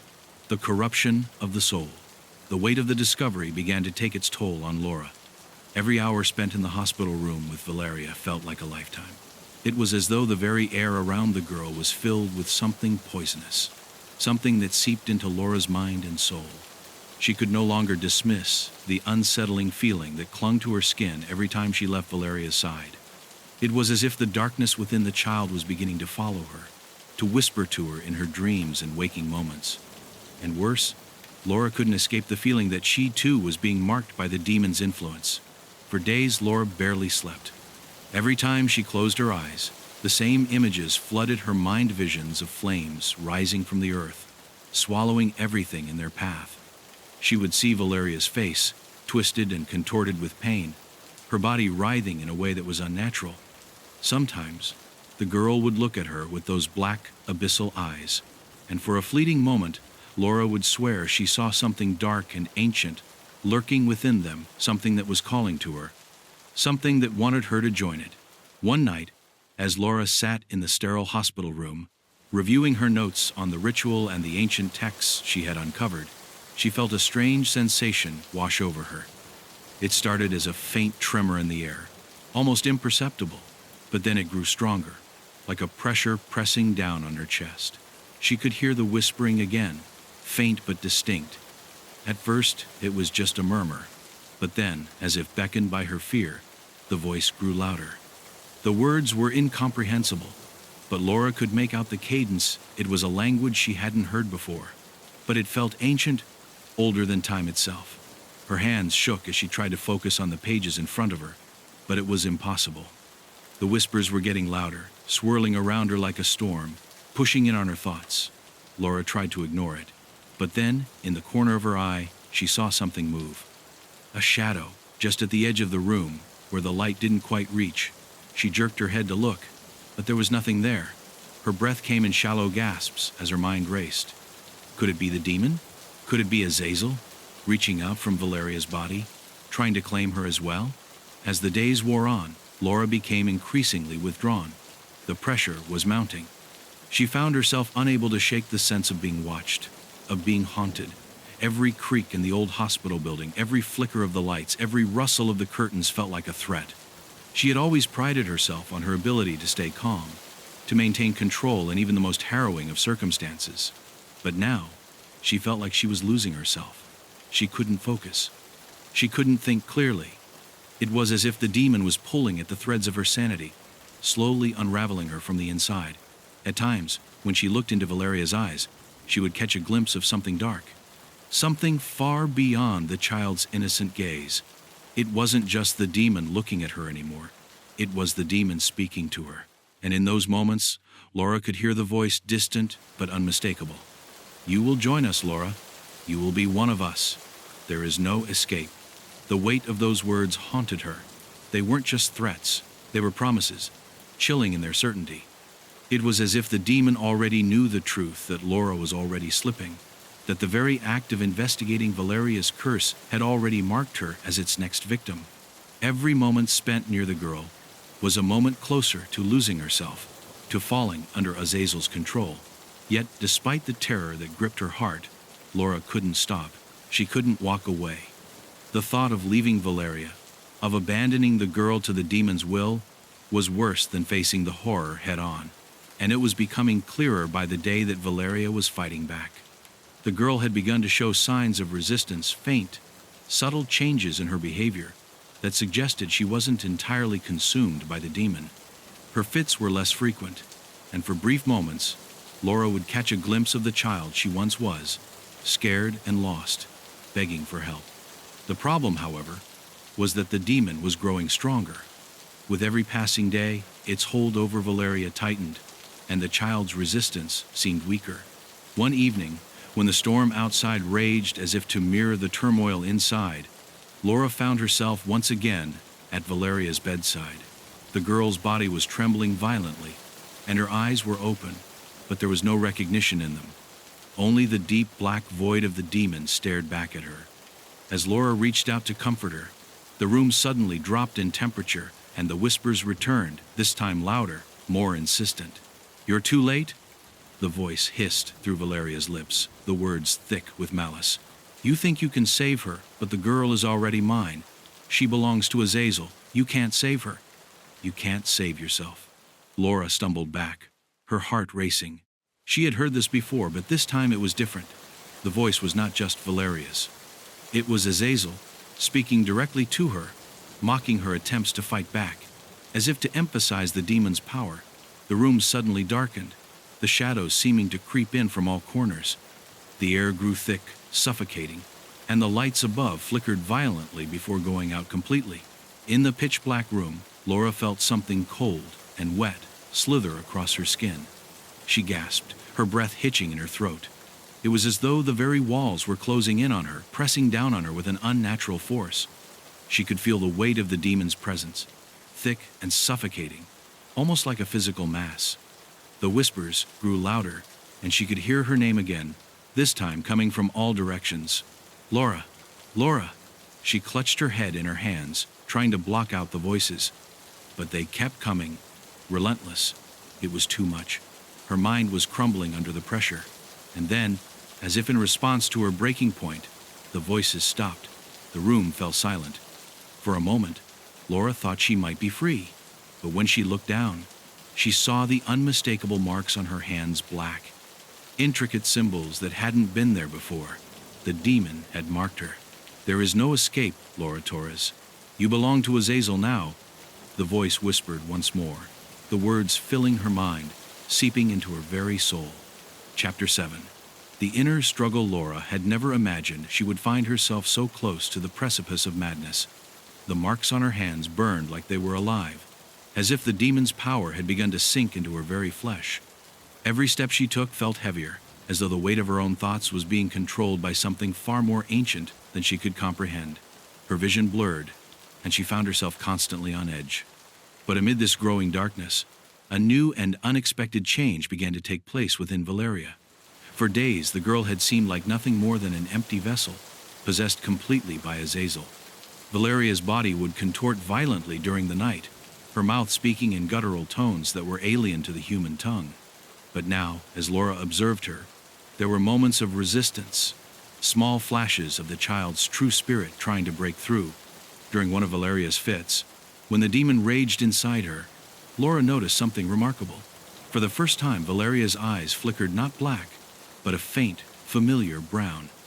The girl's voice trembled as she whispered, barely audible, "Please, help me." Laura froze. The voice wasn't the demon's. It was Valeria's. Tears filled Laura's eyes, the emotional weight of the moment crashing down on her. She had heard whispers of Valeria's suffering before, but this was different. The child was still there, somewhere deep inside, fighting to be free. Laura reached out to her, her hands trembling as she held Valeria's. The girl's skin was cold, clammy with sweat, but there was a fleeting warmth in the contact, a recognition, as if Valeria knew that Laura wasn't just another tormentor of her cursed body. But the moment was short-lived. Within seconds, Valeria's body jerked violently, and the eyes shifted back to their abyssal blackness. Her body trembled with rage, and her mouth twisted into a cruel, malicious grin. "You think you can save her?" the demon hissed, its voice now clearly distinct from Valeria's. "She is mine. You cannot fight me. You cannot save her from what she is destined to become." Laura recoiled in horror, but she didn't move away. She couldn't. The pull to save Valeria was stronger than her fear, stronger than the growing darkness inside her own heart. She had to fight not just for the girl, but for herself. If she gave in to the demon, if she let Azazel claim Valeria completely, then the world would truly fall. She couldn't let that happen. But the demon knew this. It knew the struggle inside her, the conflict between saving the innocent child and keeping her own soul intact, and so it began to target her weaknesses, playing on her fears. The whispers didn't stop. Now, they followed her wherever she went, invading her thoughts, forcing their way into her dreams. They came as visions, two images of her own death. Sometimes it was slow and painful, a burning, agonizing end where her body was torn apart by flames. Other times it was quick, a violent rupture of the earth as she was swallowed whole by an infernal chasm. In her moments of weakness, when she allowed herself to sleep, she would awaken to find strange symbols etched into her skin. At first, they had been faint, like a bad dream. But now, they were deeper, more pronounced, spreading further up her arms, down her legs. They burned in places where her fingers couldn't reach, and each time she touched them, she could feel the demon's presence pulse through her body. Azazel was marking her, claiming her piece by piece, just as it had with Valeria. The worst part, however, was the quiet voice that began to creep into her own mind, urging her to accept the inevitable. "You are mine," it would whisper. "Your soul is already tainted. There is no escape for you. Only through me will you find peace." It was hard to fight it. It was hard to resist, especially when she felt the demon's power growing stronger within her. There were moments, fleeting but real, when the darkness felt like an escape, like a release. Perhaps if she let go of her fear, if she embraced the demon's offer, she could end the suffering not just for Valeria, but for herself. Maybe they could rule together, just as the Davalas had once done. But she quickly dismissed those thoughts. They were not hers. They were the demon's. Laura had to find a way to fight back.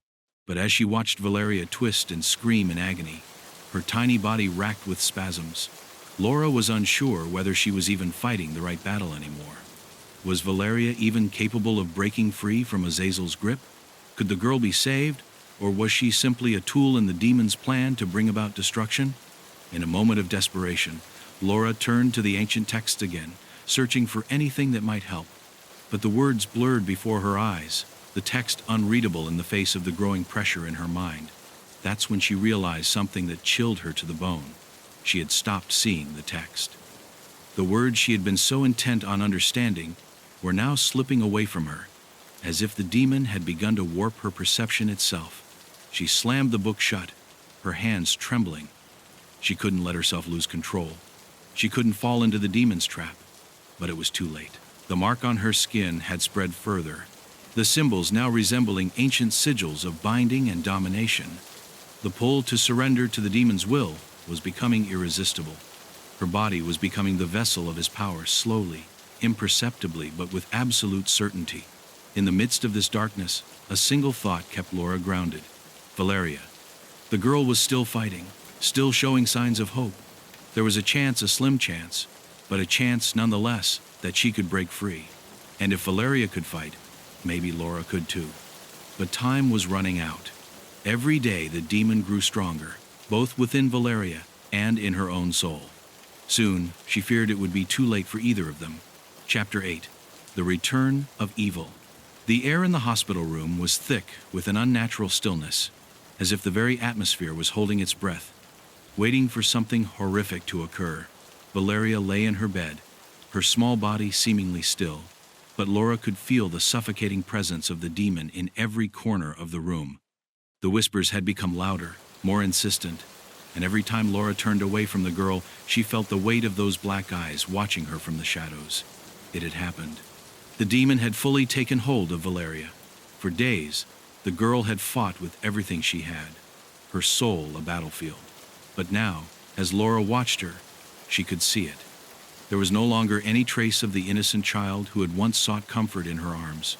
Valeria's skin was pallid, stretched taut over her bones, and her hair hung in tangled black strands like a shroud. Her once brown eyes were now two pools of endless darkness, reflecting nothing but the malevolent force that controlled her. Suddenly, the silence was broken by a guttural laugh, a sound so unnatural that it sent a chill running down Laura's spine. The laugh came from Valeria's mouth, but it wasn't the child's voice. It was deep, inhuman, full of malice. "You are too late, Laura," the voice boomed, the words slithering out with an otherworldly resonance. "She is mine now. There is no escape. There is no salvation for her, or for you." Laura took a step back, her heart hammering in her chest. The demon had grown stronger, its influence now unmistakable. It was not just within Valeria's body anymore. It was a presence that filled the room, suffocating the very air with its dark power. She could feel the temperature plummet, her breath turning to mist, as if she were standing in the presence of something ancient and cold, something that had long been forgotten by the world. "You've been so determined to save her," the voice continued, mocking Laura's every attempt. "But look at her now. Do you still believe you can stop what has already begun? She is the vessel. She is the key to the end of all things." Laura's mind raced. She had tried everything, the rituals, the texts, the knowledge she had unearthed from the Davila family's cursed history. Nothing had worked. She had tried to keep hope alive, tried to remind herself that Valeria's soul was still fighting, still worth saving. But now, in the face of Azazel's full manifestation, she wasn't so sure anymore. The child she had sworn to protect was no longer the same. In her place stood something else, something far darker and more powerful than she had ever imagined. As if to emphasize this transformation, Valeria's body jerked violently, her limbs twitching unnaturally, as if they were no longer her own. Her head snapped back at an odd angle, her neck cracking loudly in the silence. The demon inside her was pushing her to the limits of human endurance, twisting her body in impossible ways. Valeria's mouth opened wide, a dark, raspy voice spilling forth from it words that were neither Latin nor any language known to humanity. They were guttural and ancient, a sound so unnatural that it seemed to distort the very fabric of reality around them. For a moment, Laura could only watch, frozen in terror. The child's body was contorting, her skin rippling with the unnatural energy surging beneath it. The air was heavy with the stench of sulfur and decay, and the temperature in the room had plummeted so far that Laura could see her own breath fogging before her eyes. But then, something unexpected happened. A small, faint whisper, a plea from the girl herself, cut through the demonic presence. "Help me. Please, help me." It was weak, barely audible, but Laura heard it. The child was still there, buried deep inside, fighting for control. The struggle wasn't over. Valeria was still trying to resist, trying to break free from Azazel's suffocating grip. But the demon was growing stronger with every passing second, and Laura knew that the time for hesitation had passed. If she was to save the girl, she had to act now before it was too late. "You cannot save her," Azazel's voice echoed in the room, drowning out the girl's weak cry. "The ritual is complete. The child is mine." The word struck Laura like a physical blow, but she didn't back down. She couldn't. Valeria's faint cry had reignited the spark of hope that had been smothered by the overwhelming darkness. If there was even the slightest chance that Valeria could be saved, Laura had to find it. She had to, but as she took a step forward, the ground beneath her feet seemed to tremble, as though something was shifting in the very foundation of the hospital. The walls groaned, and the lights flickered violently. She could feel the pulse of Azazel's power in the air, in the very blood running through her veins.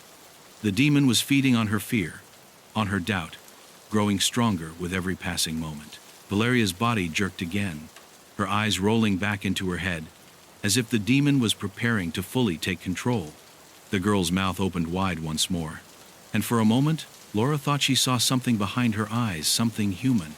A flicker of recognition, a moment of clarity that could only mean one thing.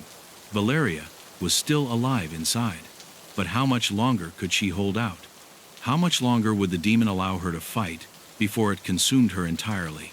Laura reached out, her hand trembling as she grasped the edge of the bed, trying to steady herself against the overwhelming fear. She couldn't afford to lose control. She couldn't afford to let the demon's power seep into her any further. The weight of the choices before her felt suffocating. What was the right thing to do? Was there still hope for Valeria? Or was the world truly doomed? The room grew colder still, and the darkness seemed to close in from all sides. The whispers were louder now, surrounding her, suffocating her. "You're too weak to fight me," the demon taunted. "You're too weak to save her. You will fail, just like the rest before you." But then, through the chaos, a single thought broke through the fog of terror. The ritual. The incomplete ritual. It had to be the key. If she could find the final piece, if she could perform the ritual correctly, she might be able to trap Azazel, to bind him once and for all. But time was running out. Valeria's body was no longer just the vessel, it was becoming the battleground. And Laura had no idea how much longer either of them could hold out. Chapter 9. The Final Sacrifice. The hospital room was no longer a sanctuary. The sterile walls, once so ordinary and unremarkable, now felt like the confines of a tomb. The air was thick with dread, suffused with the stench of decay, the smell of sulfur, and something far darker, the scent of despair. Valeria's body trembled violently, her skin stretched too tightly over her bones, her mouth moving with words that were not her own. Azazel's presence was overwhelming, flooding the room with such force that the very ground seemed to shake beneath Laura's feet. She could feel the weight of it, pressing against her chest, suffocating her. Laura's heart pounded in her chest as she clutched the ancient ritual book to her chest. She had spent hours poring over the texts, piecing together fragments of lost rituals, desperate for an answer, any answer that would free Valeria from Azazel's grip. She had learned that the demon was bound by a contract, one that could be undone by a powerful counter-ritual. But that ritual required a sacrifice, a price that was steeped in blood and pain. It was a choice between two lives, the child or the one trying to save her. As the minutes passed, Laura's thoughts became tangled, her mind racing between conflicting emotions. She had come so far, endured so much. Valeria had been nothing but a victim, a helpless child caught in the throes of something far beyond her control. But now, Laura could see the truth in her eyes, in the eyes that once begged for salvation. The demon was too strong, and Valeria's body was no longer hers. It was a vessel of darkness, and the girl's soul was slipping away, consumed by the evil that had claimed her. "You cannot win," Azazel's voice rasped, seeping from Valeria's lips, mocking her every step. "She is mine. She always has been. You are too weak to stop me." The words echoed in Laura's ears, reverberating through her very bones. They were more than just words.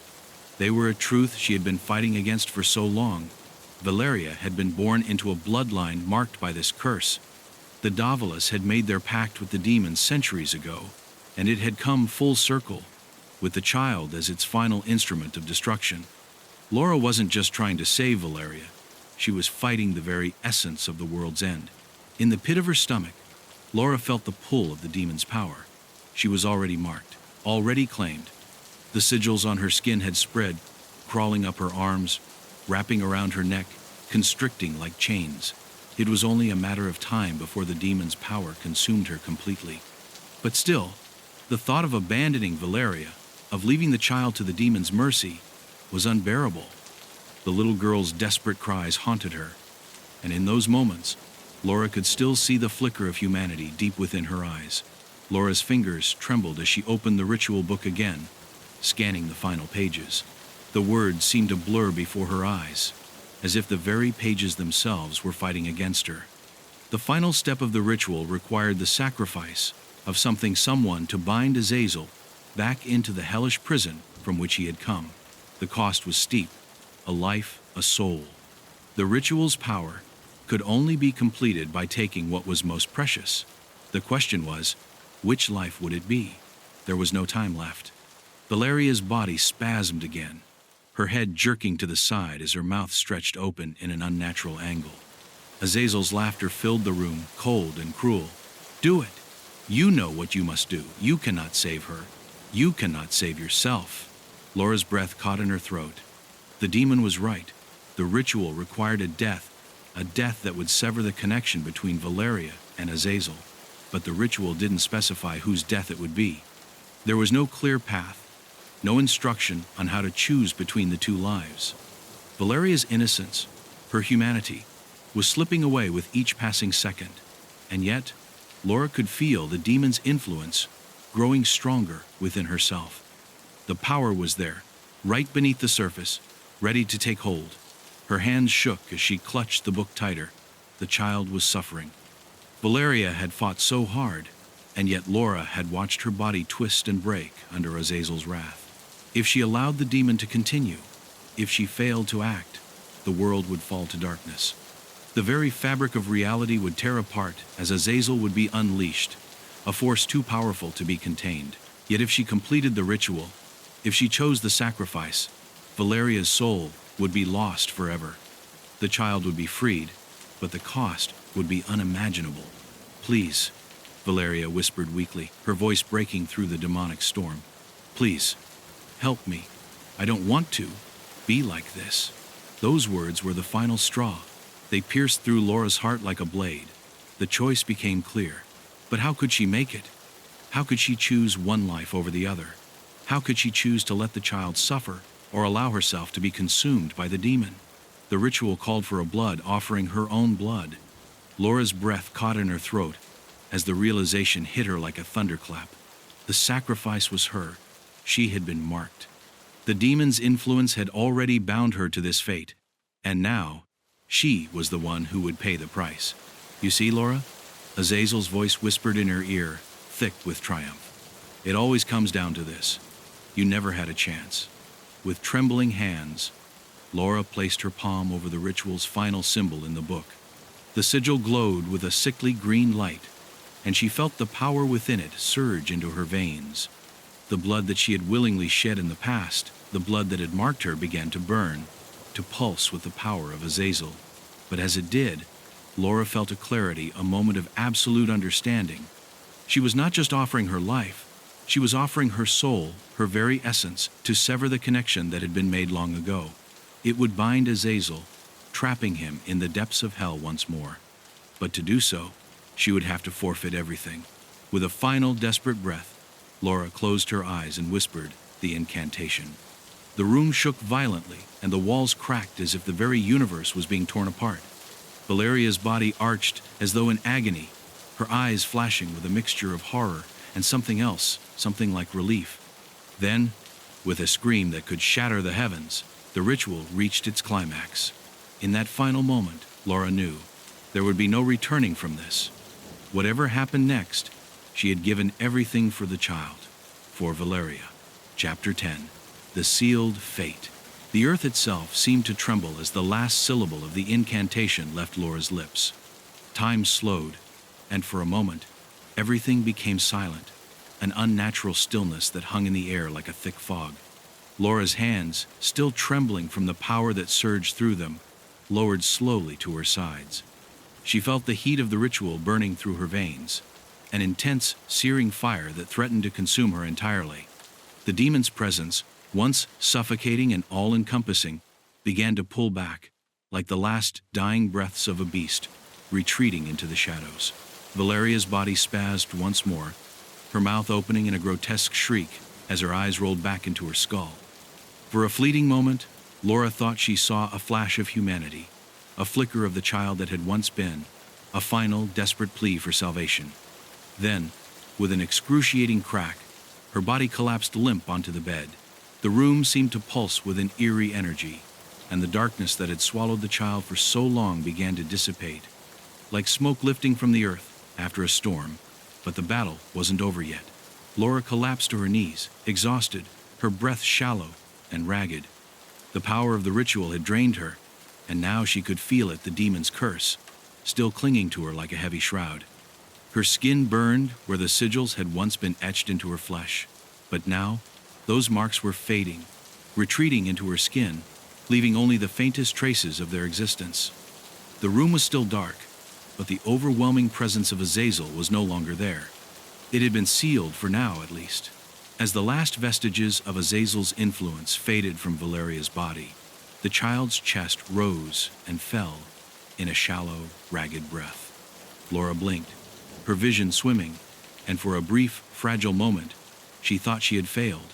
But then, she saw a soft glow in the girl's eyes, a flicker of life. Valeria's lips parted, and she whispered, weak and hoarse, "Thank you."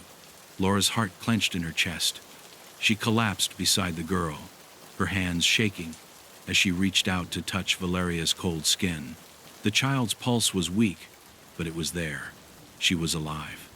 Despite everything, despite the ritual and the sacrifice, Valeria had been freed from Azazel's grip, but there was a price to be paid. Laura could feel it, the overwhelming darkness that still clung to her soul. She had made the ultimate sacrifice to save the child, but in doing so, she had also condemned herself. The ritual's power had bound Azazel, but it had bound Laura too. Her very soul was tethered to the demon's power. The curse would never truly leave her. She had become a vessel for its influence, a lingering reminder of the pact the Davila family had made so long ago. A sharp, agonizing pain shot through Laura's chest, and she gasped, clutching at her heart.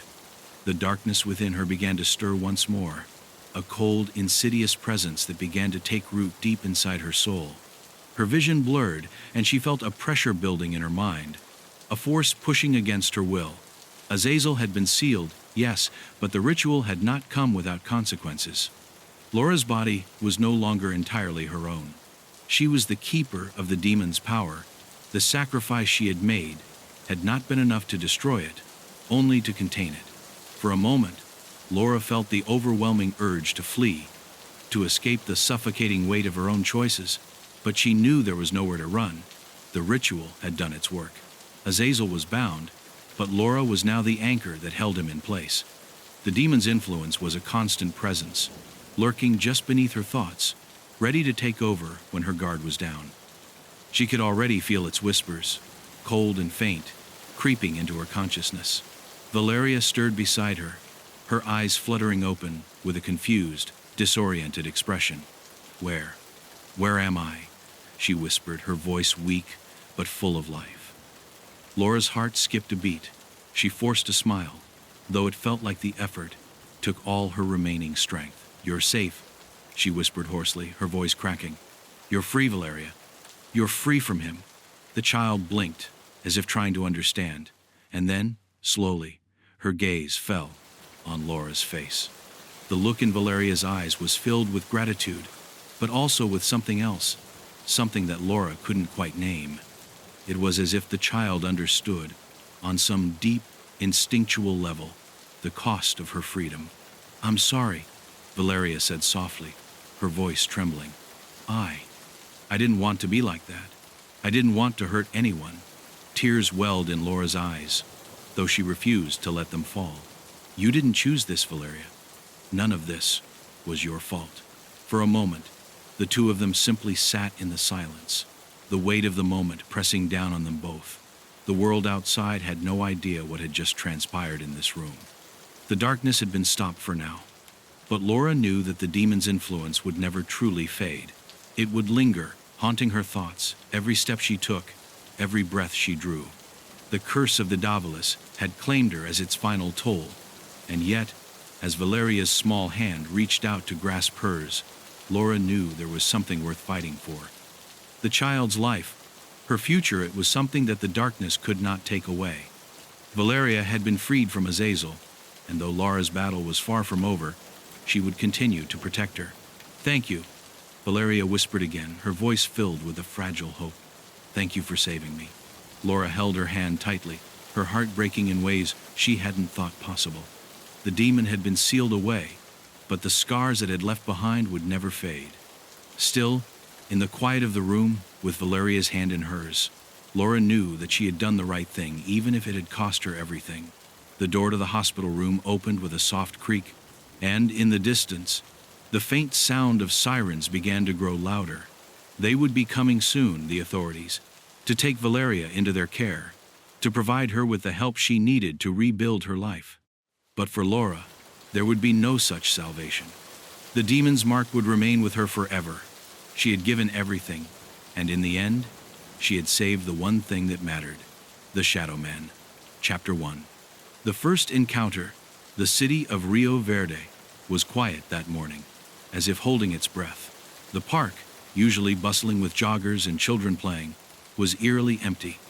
A thick fog hung in the air, wrapping everything in a sense of quiet dread. Detective Eduardo Perez stood at the edge of the scene, staring down at the body of Clara Medina. She was a young woman, no more than 25, found sprawled on a park bench, her lifeless eyes wide open. They were fixed in a terrifying stare, locked onto something that only she could see. Her face was frozen in an expression of pure terror, her mouth slightly agape as though she had been trying to scream, but was robbed of her voice in the last instant of her life. The air around the body felt cold. Even though the day itself was warm, Eduardo approached cautiously, his boots crunching on the gravel as he examined the scene. Clara's clothes were neat, no sign of a struggle, no indication of any violent force. Yet her eyes, those eyes spoke of something far darker, something unnatural. He'd seen many corpses in his career, but none that left him with this strange, unsettled feeling. What had happened to her? And why was she so terrified? Any witnesses? He asked, his voice firm as he turned to one of the officers on scene. The young cop looked lost, unsure, his hands trembling slightly as he spoke. No, sir. No one saw anything. A few people passed by, but none of them noticed anything unusual. They just thought she was sleeping. Eduardo's gaze flickered to the other officers taking pictures of the scene, their flashes illuminating the gray morning. He took a step back, studying the surrounding area. The park, with its winding paths and tall trees, seemed to hold secrets just out of sight, like a place that had seen things it wasn't ready to forget.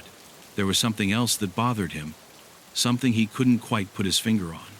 As he crouched near Clara's body to examine her more closely, he felt an odd pressure in the air, a heaviness that seemed to grow the longer he stood there.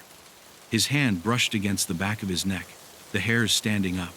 Something was wrong, but what? Detective, a voice called, breaking his train of thought. It was Officer Martinez, a seasoned cop who had worked with him for years. He stepped closer, his expression troubled. We found something odd. Eduardo turned, and Martinez handed him a small notebook. This was in her pocket, he explained. It was a journal, worn and slightly damp from the morning dew. Inside, the pages were filled with hastily scribbled notes, but there was one page that stood out. It simply read, "He watches from the shadows. Don't let him see you." Eduardo furrowed his brow. The writing was frantic, almost desperate. Who was she talking about? Did anyone know her? He asked, already feeling the weight of the case settle on his shoulders. A woman in her mid-30s, a witness who had been walking nearby, approached them. She seemed uncomfortable, shifting on her feet as if hesitant to speak. I think I saw her before, she said, her voice shaking. A few days ago. She was sitting on this bench, staring at something. Someone. I don't know. I thought it was just some random person, but it wasn't right. Her eyes. They were wide open, just like now. She looked like she had seen a ghost. Who was she staring at? Eduardo asked, his mind already racing with possibilities. The witness shook her head. I don't know. It was like she was staring at something that wasn't there. She was muttering to herself, but I couldn't hear her clearly. As Eduardo continued his investigation, he found no sign of a struggle, no apparent cause of death. Clara, you belong to me. It is time to fulfill your destiny. Every moment felt like a struggle to keep her mind from being swallowed whole. The pull of El Sombrero was irresistible, a gravitational force that threatened to tear her apart from the inside out. She sat in her apartment, staring at the empty space before her, as the voice echoed endlessly through her mind. There were no more distractions, no more safe places. The walls seemed to pulse with the rhythm of the voice, vibrating with the ancient power that was now inside her. She could feel it, like tendrils of darkness snaking through her veins, reaching for her soul. Her fingers twitched involuntarily, her breath shallow as she tried to focus. How long could she fight it? The question gnawed at her relentlessly. Clara had spent every waking moment over the past few days trying to find a way to stop this, to sever the bond between herself and the entity. But each attempt was futile. The more she resisted, the stronger the pull became. She had tried to reach out to Ortega, to anyone who might believe her, but no one had understood. How could they? How could she explain the terror that now consumed her without sounding like a madwoman? She had no allies, no one left to turn to. The town was under the same curse, and every step she took only led her further into the entity's grasp. There were moments, however, when the voice would fall silent, almost as if it were giving her space to think. In those rare moments of stillness, Clara's mind would race. What if she could fight back? Not with physical strength or force, but with sheer willpower. Could she break free from the influence of El Sombrero without losing herself entirely? Or was that the real trap? Had the entity already claimed her mind so completely that there was no possibility of escape? She couldn't trust herself anymore. She couldn't trust the thoughts that were racing through her head, or the emotions that bubbled to the surface. She had never felt more isolated, more utterly alone. It was as if the entire world had faded away, leaving her trapped in a cage of her own thoughts. The weight of the curse was crushing, and the longer she fought, the more she felt herself slipping into madness. In a moment of desperation, Clara decided to face the source of the darkness head-on. The cemetery. It was the one place where she felt the presence of El Sombrero most strongly, where the boundary between her world and the entity's world seemed thinnest. If she couldn't escape it, perhaps she could confront it. Perhaps by entering the heart of the curse she could break its hold over her. But the thought filled her with terror. Would confronting the entity drive her mad for good, or would it release her? The cold wind blew in from the east as Clara stood at the edge of the cemetery. The fog rolled in, thick and suffocating, cloaking the gravestones in an eerie, oppressive haze. She shivered, feeling the weight of her decision settle like a stone in her chest. This was it, the moment she had been dreading. If she was going to lose herself to the darkness, it would happen here. And if she was going to fight it, it had to happen now. As she stepped into the graveyard, she could feel the air shift. It was heavier, thicker, almost alive with a sense of presence. The voice roared in her ears, growing louder and more demanding. You can't escape, Clara. You belong to me. Come closer. Come to me. But Clara pushed through the sound, focusing all her energy on her own will. She knew that if she let herself listen too long, if she let herself believe it, she would be lost forever. She walked deeper into the cemetery, her heart pounding in her chest, her breath ragged. Every step felt like she was walking on the edge of a precipice, one misstep away from plunging into the abyss. She reached the monument, the same one she had seen before, the Morales family grave. There it stood, towering over her, as if it were waiting for her to approach. Her ancestors, her bloodline, it was all part of this curse. It was all tied together, and she was the final piece. Clara knelt before the grave, her hands trembling as she pressed them to the cold stone. The voice swelled in her ears, louder now. almost deafening. Give in. Let go. You are mine. But Clara clenched her teeth and fought back the urge to succumb. She had a choice. She would not be the vessel. She would not be the sacrifice. If she had to destroy her own mind to stop it, then so be it. But she would not let El Sombrero take her. She closed her eyes, focusing on the flickering light of her consciousness, pushing back against the darkness. It was like trying to hold back a flood with her bare hands. She felt her thoughts shatter into pieces, each fragment pulled by the entity, but Clara fought, pushing every bit of her will into holding on to what was left of herself. I am Clara Morales, she whispered to herself. I am not your vessel. I will not be your puppet. But then, as if in response to her defiance, the ground beneath her began to tremble. The monument seemed to shift, and the air turned cold, so cold that Clara's breath fogged in the night.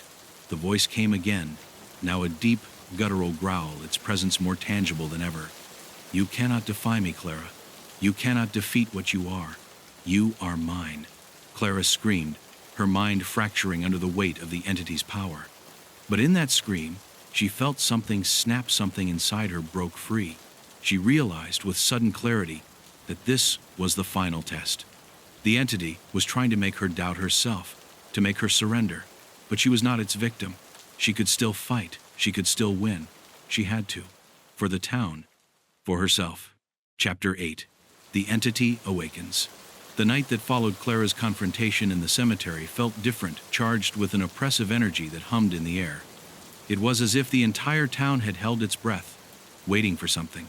Clara could feel it in her bones, the restless stirring of something ancient beneath her feet, creeping its way toward the surface. The very land around her seemed to pulse, alive with dark power. She wasn't just resisting now, she was provoking it. And that, Clara knew, was dangerous. The voice came again, but this time it was more than a whisper. It was a roar, like thunder crashing through her skull. You cannot escape me. You will bow to me. The time has come. Clara clutched her head, the sound so deafening it felt as if her brain would crack open. The pain was unimaginable, but it wasn't just physical. It was psychological, a twisting, writhing thing inside her that sought to tear her mind apart. She was being consumed, piece by piece. For hours, Clara staggered through the fog-shrouded streets, lost in a labyrinth of her own thoughts, trying to outrun the voice, trying to cling to the last vestiges of her sanity. But everywhere she turned, the darkness followed. The town had become unrecognizable, its once familiar streets now twisted and distorted, as though they were part of a nightmare she couldn't wake from. The buildings loomed over her like twisted, grotesque shadows, their outlines flickering and warping in the periphery of her vision. In the distance, Clara saw a figure standing beneath the flickering street lamp, a man, tall and thin, with a wide-brimmed hat that obscured his face. El Sombrero. There was no mistaking it. This time, it wasn't just a hallucination. He was real. The figure stood motionless, his presence suffocating, as if he were drawing the very life out of the air around him. Clara's breath caught in her throat, her body frozen in terror, but she didn't run. She couldn't run. It was too late for that now. She had brought this upon herself. As she took a step toward him, the fog seemed to part, revealing more figures, people, or what had once been people. They were twisted and broken, their faces contorted in expressions of agony, their eyes hollow and dark. The victims. They had come for her. The realization hit Clara like a fist. She wasn't just fighting El Sombrero. She was fighting the entire town. Every soul it had consumed over the centuries, every person who had fallen under its sway, was now a part of its power. They were its army, and they were coming for her. The ground beneath Clara's feet seemed to tremble again, the vibrations growing stronger with each passing moment. She heard a deep rumble like thunder rolling in from far away, but it wasn't the sky that was angry. It was the earth itself. The town was awakening. El Sombrero's influence had spread, and now it was time for him to fully rise, to break free of his ancient prison. The ritual had begun. The voices of the dead rose in a chorus, low and guttural, calling out in languages Clara could not understand, as if the very earth was speaking in its sleep. Eduardo couldn't ignore the pattern any longer. There was something in the shadows, something moving between them, reaching out to these people, and it was drawing closer to him. His own experiences were starting to fracture his perception of reality. At times, he thought he saw glimpses of it, just out of the corner of his eye, a fleeting figure, a glimpse of darkness moving too swiftly to comprehend. He'd turn his head, only to find nothing there. One night, Eduardo sat in his car outside the police station, his eyes heavy with exhaustion. His thoughts were foggy, clouded with the mounting pressure of the case. He had heard a report earlier about a new victim found near the edge of town, but when he reached the scene, it was eerily quiet. The fog was thicker than usual, wrapping the area in a dense shroud. The body was just like the others. No wounds, no blood, just the unmistakable expression of someone who had seen something unfathomable. But this time, Eduardo noticed something new. The victim's hands were curled inwards, as though grasping at something invisible, something that wasn't there. It was then that Eduardo felt the first true twinge of fear. He stood alone in the darkened street, the fog swirling around him like an unseen presence. His heart pounded in his chest as he scanned the area, his breath coming in quick, shallow gasps. He felt that something was watching him now, not from the shadows, but from within them. The very air around him seemed to shift, as though the darkness itself had become aware of his presence. His eyes darted to the corner of his vision, and for a brief moment, he thought he saw a figure, a tall silhouette, unmoving in the distance. He blinked, and when he looked again, it was gone. Just the fog, just the empty street. "Get a grip," Eduardo muttered to himself, but the words did nothing to quell the panic rising in his chest. He reached for his radio, his hands trembling, and spoke into it. "I need backup. Something's out here. It's watching." No response came. The radio crackled in his hand, but there was nothing but static. He tried again, his voice growing more frantic. "Back up now. There's something here. I don't care if you think I'm losing it." His words caught in his throat. The air around him seemed to press in, thick and suffocating, and for a brief second, the world felt wrong, distorted, as if reality itself had been twisted. Just as quickly as it had come, the sensation lifted. The fog began to settle. The oppressive air lifted, and Eduardo was left standing in the silence of the street, his breath quick and shallow. He turned back to the body, his legs weak beneath him. What was happening to him? Was it the case, or was it something more? The shadows were beginning to affect his own mind, to blur the line between reality and nightmare. He could feel his grip on his sanity slipping, the edges of his thoughts growing fuzzy. The next morning, Eduardo's mind was clouded by a feverish exhaustion. He barely slept, haunted by the sensation of being watched. He couldn't focus, couldn't think straight, and still, the victims piled up. Every single one of them had been seen by someone before their death, but those witnesses couldn't remember who had seen them. As Eduardo looked through the files, one name kept emerging: El Hombre de las Sombras. The pattern couldn't be ignored any longer. The darkness was moving, growing closer, and it was following him now. He had to find it, confront it, but how? He didn't know how to fight a shadow. He didn't even know if what he was dealing with was truly real. He was losing the ability to tell the difference. Still, he had no choice but to press on, to chase this thing into the dark, even if it meant losing himself in the process. Chapter 4. The pursued Eduardo couldn't shake the feeling that El Hombre de las Sombras was no longer just something he was investigating. It was something that was hunting him. Every time he closed his eyes, he saw flashes of the shadow, dark and indistinct, like a blot on the edges of his vision. He thought he heard whispers in the wind, too soft to make out, but unmistakably there. The dread was suffocating. He had long since stopped sleeping, unable to escape the strange sensation that he was being watched, followed. The feeling clung to him, like a shadow that would never leave. The investigation had taken over his life. His days blurred into sleepless nights, spent combing through case files, reviewing witness statements, chasing after leads that went nowhere. But one thing became clear: every victim had been marked by the shadow in the same way.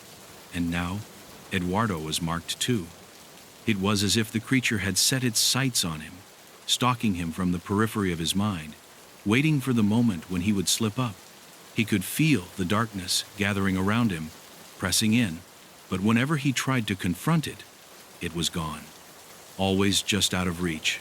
It wasn't until a cold evening in late November that Eduardo finally saw it, truly saw it.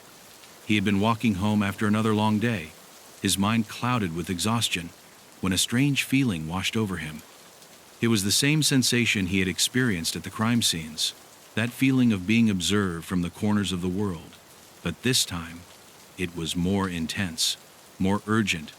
He quickened his pace, glancing over his shoulder repeatedly, but there was nothing there. Nothing but the quiet hum of the city, the muffled sound of distant voices. Then, as he passed under a flickering streetlight, he saw it. In the deep shadow of the alleyway ahead, something shifted. A shape. At first, it looked like a trick of the light, an illusion cast by the trembling bulb overhead.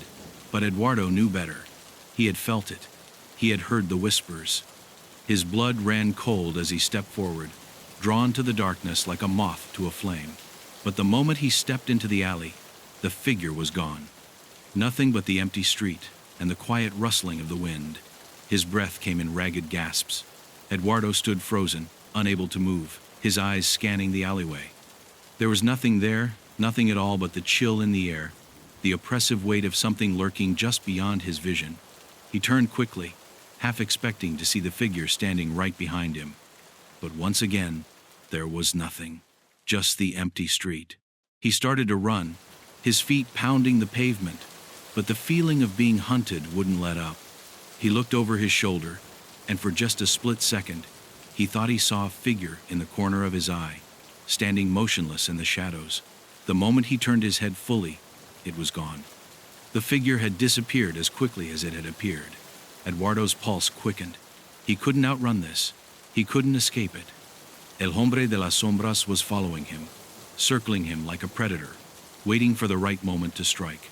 The next few days were a blur. Eduardo couldn't focus on the case. He couldn't focus on anything. He found himself at the station, staring at the same pile of reports, the same photos of the victims. But his mind kept drifting back to the alley, to that fleeting glimpse of the shadow. He had seen something, he was sure of it, but what? Was it really El hombre de las sombras? Or was his mind simply playing tricks on him, worn down by lack of sleep and stress? The terror started to seep into his thoughts. He couldn't tell if it was real anymore. He couldn't tell if he was going mad. Each time he closed his eyes, he thought he saw it, standing in the dark corners of his mind. But when he opened his eyes, there was nothing. Was he losing his grip on reality? Or was this something worse, something far darker than he had ever imagined? He couldn't be sure. Then, something happened that forced him to confront the truth. Another body was found. This time, it was close to home, a young woman, no more than 23, found just outside his apartment building. Her body was positioned like the others, her eyes wide open, locked in an expression of pure terror. But this time, there was something different. When the paramedics pulled back the blanket covering her body, Eduardo's heart nearly stopped. It wasn't just the expression of fear that disturbed him. It was the faint, barely perceptible outline of a shadow on the ground beside her. A shadow that should not have been there. Eduardo stood frozen for a long time, staring at the shadow. It wasn't cast by any object, any street light, or anything physical. It was as though the darkness itself had manifested beside her, an absence of light so deep it almost seemed alive. For the first time, Eduardo understood. The shadow was real. It wasn't just something he had been imagining. It was out there, moving, hunting, and it was closing in on him. That night, Eduardo did what he had been too afraid to do. Before he went to the place where it all started, the battle was over. Chapter 10. The Last Whisper. The silence that followed Clara's victory was deafening. It was a stillness unlike any she had ever known, a quiet so deep it pressed in on her from every side. For a moment, Clara simply stood there, her body trembling, her mind a raw, fractured thing. The darkness had receded, the grip of El Sombrero loosening as if the very earth had exhaled a breath it had been holding for centuries. The town, too, was still, the oppressive atmosphere that had clung to every building and every street corner finally lifting. But as the shadows faded, Clara felt something else, an emptiness. a hollowness that she couldn't quite place. It was as if the battle had stolen more from her than just her strength. What was left of her? The faces of the victims, the twisted, broken souls who had once walked these streets were gone. The air was lighter now, the weight of their suffering lifted. Yet, as Clara glanced around the town, she couldn't shake the feeling that something was missing. A part of her, a part of the town, had been lost in the process of vanquishing the darkness. The battle had changed everything. She slowly walked through the streets, unsure of where to go or what to do next. The sun was beginning to rise, casting a pale light over the town that seemed almost foreign after the endless fog of night. But the beauty of the morning didn't comfort her. It only reminded her of the price she had paid, the bloodshed, the agony, the endless torment. She could feel it all deep within her bones. It wasn't just the town that had been cursed. She had been cursed, too. Clara reached the cemetery where the battle had begun, the place where El Sombrero had first appeared to her. It was quiet now, too quiet. The graves were undisturbed. The earth settled back into its eternal rest, but Clara knew that the peace was temporary. The ground beneath her feet felt unstable, as if it might crack open again, revealing the darkness that still lingered beneath. She knelt at the edge of one of the graves, her hands trembling as they brushed against the cold stone. The inscription was worn, the letters faded, but Clara recognized the name. It was one of the victims, a young woman she had once tried to save, Aina. Clara closed her eyes, the weight of the loss pressing down on her chest. She had failed Aina, and so many others. She had fought, but at what cost? Had she really saved them, or had she merely delayed the inevitable? As she lingered in front of the grave, Clara heard a faint sound, like the wind whispering through the trees. But it wasn't the wind, it was the voice. That same familiar voice she had heard in the darkest moments of her struggle. Clara! It was soft, almost tender, like a lover's whisper. But Clara knew better now. The voice wasn't kind. It wasn't comforting. It was El Sombrero. Her heart skipped a beat, and she felt the coldness of dread crawling up her spine. She turned, but there was no one there. No shadowy figure in the distance. No twisted faces watching her. The entity had been defeated, hadn't it? "You cannot escape me," the voice whispered again. Clearer now. "You are mine." The words curled around her mind, slithering into her thoughts like poison. The realization hit Clara like a tidal wave. Even in defeat, El Sombrero had not left her. He had planted something inside her, something that couldn't be washed away. A piece of him was inside her now. She clutched her head, her breath shallow, as the voice continued to speak in her mind, each word an unbearable weight. "You are mine, Clara. Always have been. You cannot fight me forever. You will fall, just like all the others." It wasn't just a whisper anymore, it was a promise. A dark, terrible promise that Clara couldn't escape. She had defeated the entity, but it had left its mark on her. Her victory had come at a cost, her soul.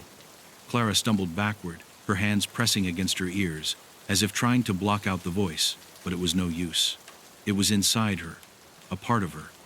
The battle was not over. The entity had not been destroyed. It had simply retreated, waiting, watching. She could feel it, feel him lurking in the recesses of her mind, just waiting for the moment when her guard would drop. For a fleeting moment, Clara thought about ending it all, letting herself be consumed by the darkness, finally ending the fight that had raged inside her for so long. But the thought was fleeting. She would not give in. Not yet. The town was safe for now, its streets empty but peaceful. But Clara knew that peace was temporary. The curse of El Sombrero would linger, like a shadow stretching across the town, waiting for the next soul to be claimed. Clara had fought for the town's survival, but in the end, she realized that the true cost of defeating the entity had been her own. And as the sun rose higher in the sky, Clara stood alone in the cemetery, the weight of the voice still pressing down on her. She had won, but she had lost, too. And no matter how hard she tried to push it away, she knew the last whisper would never truly fade. The Demon's Daughter. Chapter 1. The Appearance in the Forest. The evening air in the forest felt thick, as if the very trees were holding their breath. A distant howl of wind echoed through the twisted branches, sending leaves swirling like ghosts on the ground. As dusk settled, shadows grew long, engulfing the underbrush, and the last traces of daylight disappeared beneath the heavy canopy of dark foliage. Somewhere deeper in the woods, something stirred, something that had no place in the natural world. The search team, a group of 3 local rescuers, moved cautiously through the dense forest. They had received a call earlier that morning about a missing child.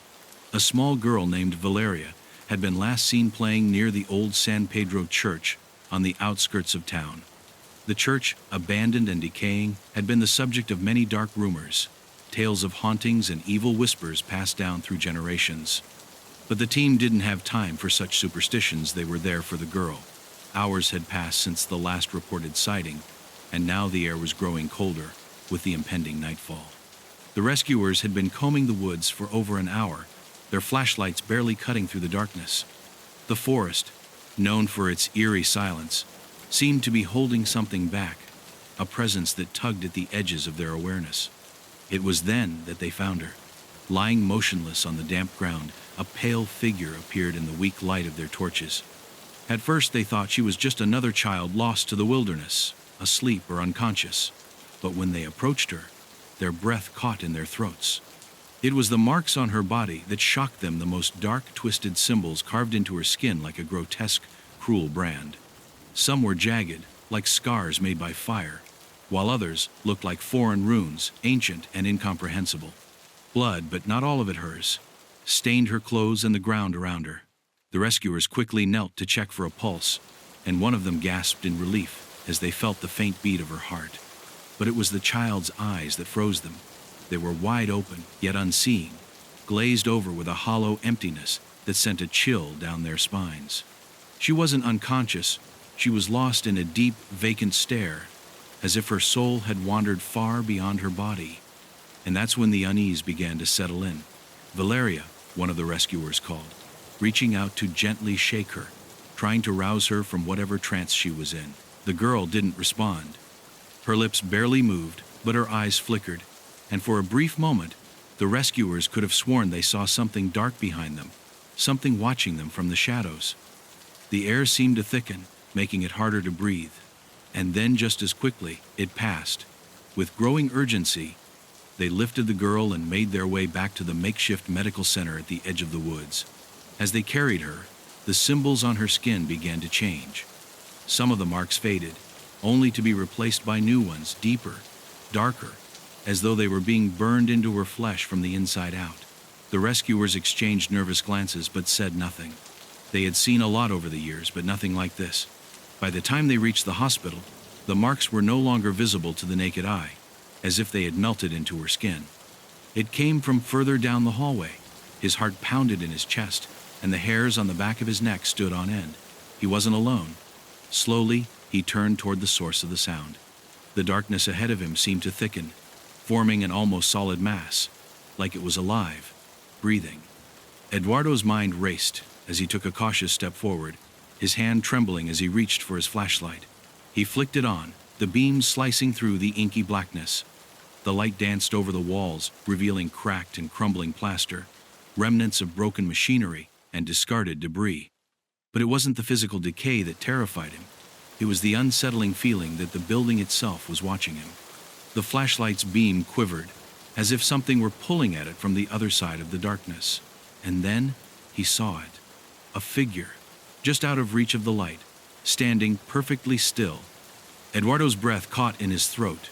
It was tall, unnaturally tall, its form shifting and pulsating like it was made of smoke. The figure seemed to be made of shadows themselves, its features indistinct and fluid, like a nightmare that was trying to become real. The shadows around it seemed to bend, twisting and writhing in response to its presence, as if it was the source of the darkness itself. El hombre de las sombras, the thing that had been haunting him for so long, was standing right before him. Eduardo's hand gripped the flashlight tighter, his pulse racing in his ears. He tried to speak, to demand answers, but his voice faltered, as if the very air around him was suffocating him, choking him into silence.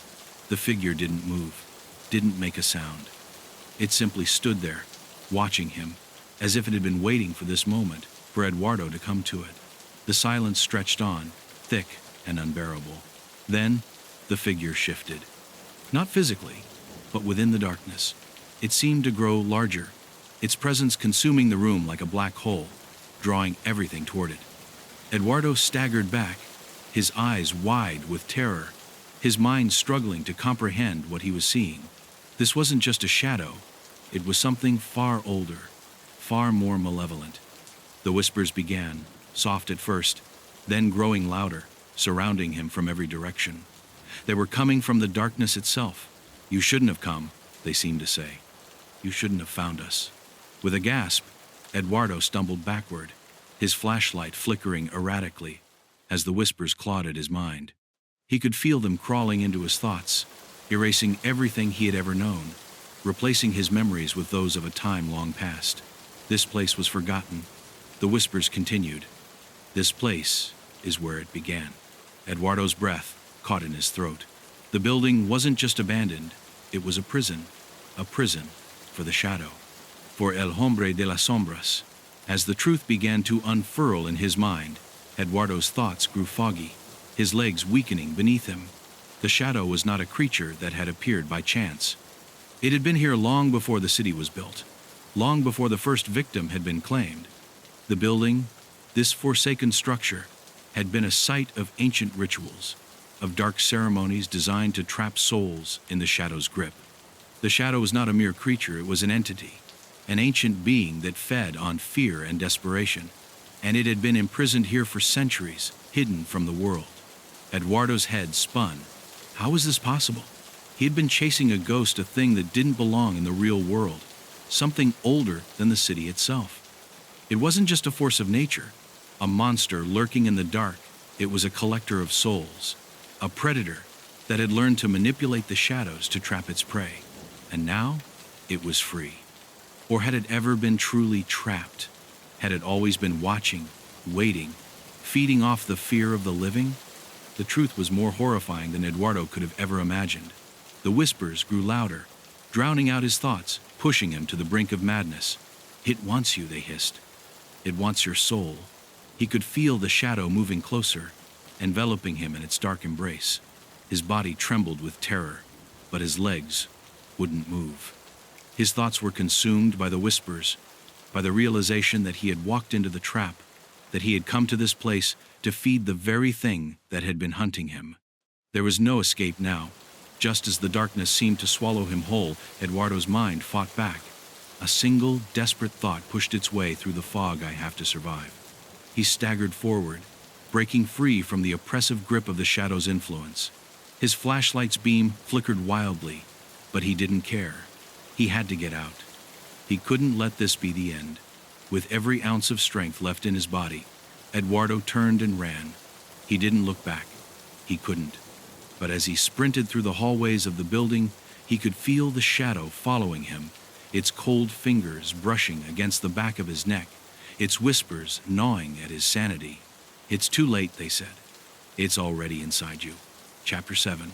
The confrontation with the darkness. Eduardo's breath came in ragged gasps as he stumbled out of the abandoned building, his legs shaking beneath him. His mind was a mess of images and whispers, the truth about El Hombre de las Sombras swirling in his head like a storm he couldn't escape. He had barely made it out of the building alive, but he couldn't shake the feeling that the shadow was still following him, waiting just outside his reach. The whispers lingered in his thoughts, echoing in the corners of his mind, taunting him, reminding him that the entity had already claimed him in a way he could never escape. As Eduardo walked down the darkened streets, he couldn't help but feel the weight of the shadow pressing in on him, tightening around his chest with every step. He had learned enough to understand that there was no running from El Hombre de las Sombras. It had already marked him. It had already begun to feed off his fear. The only way out now was to confront it, to face the darkness head on.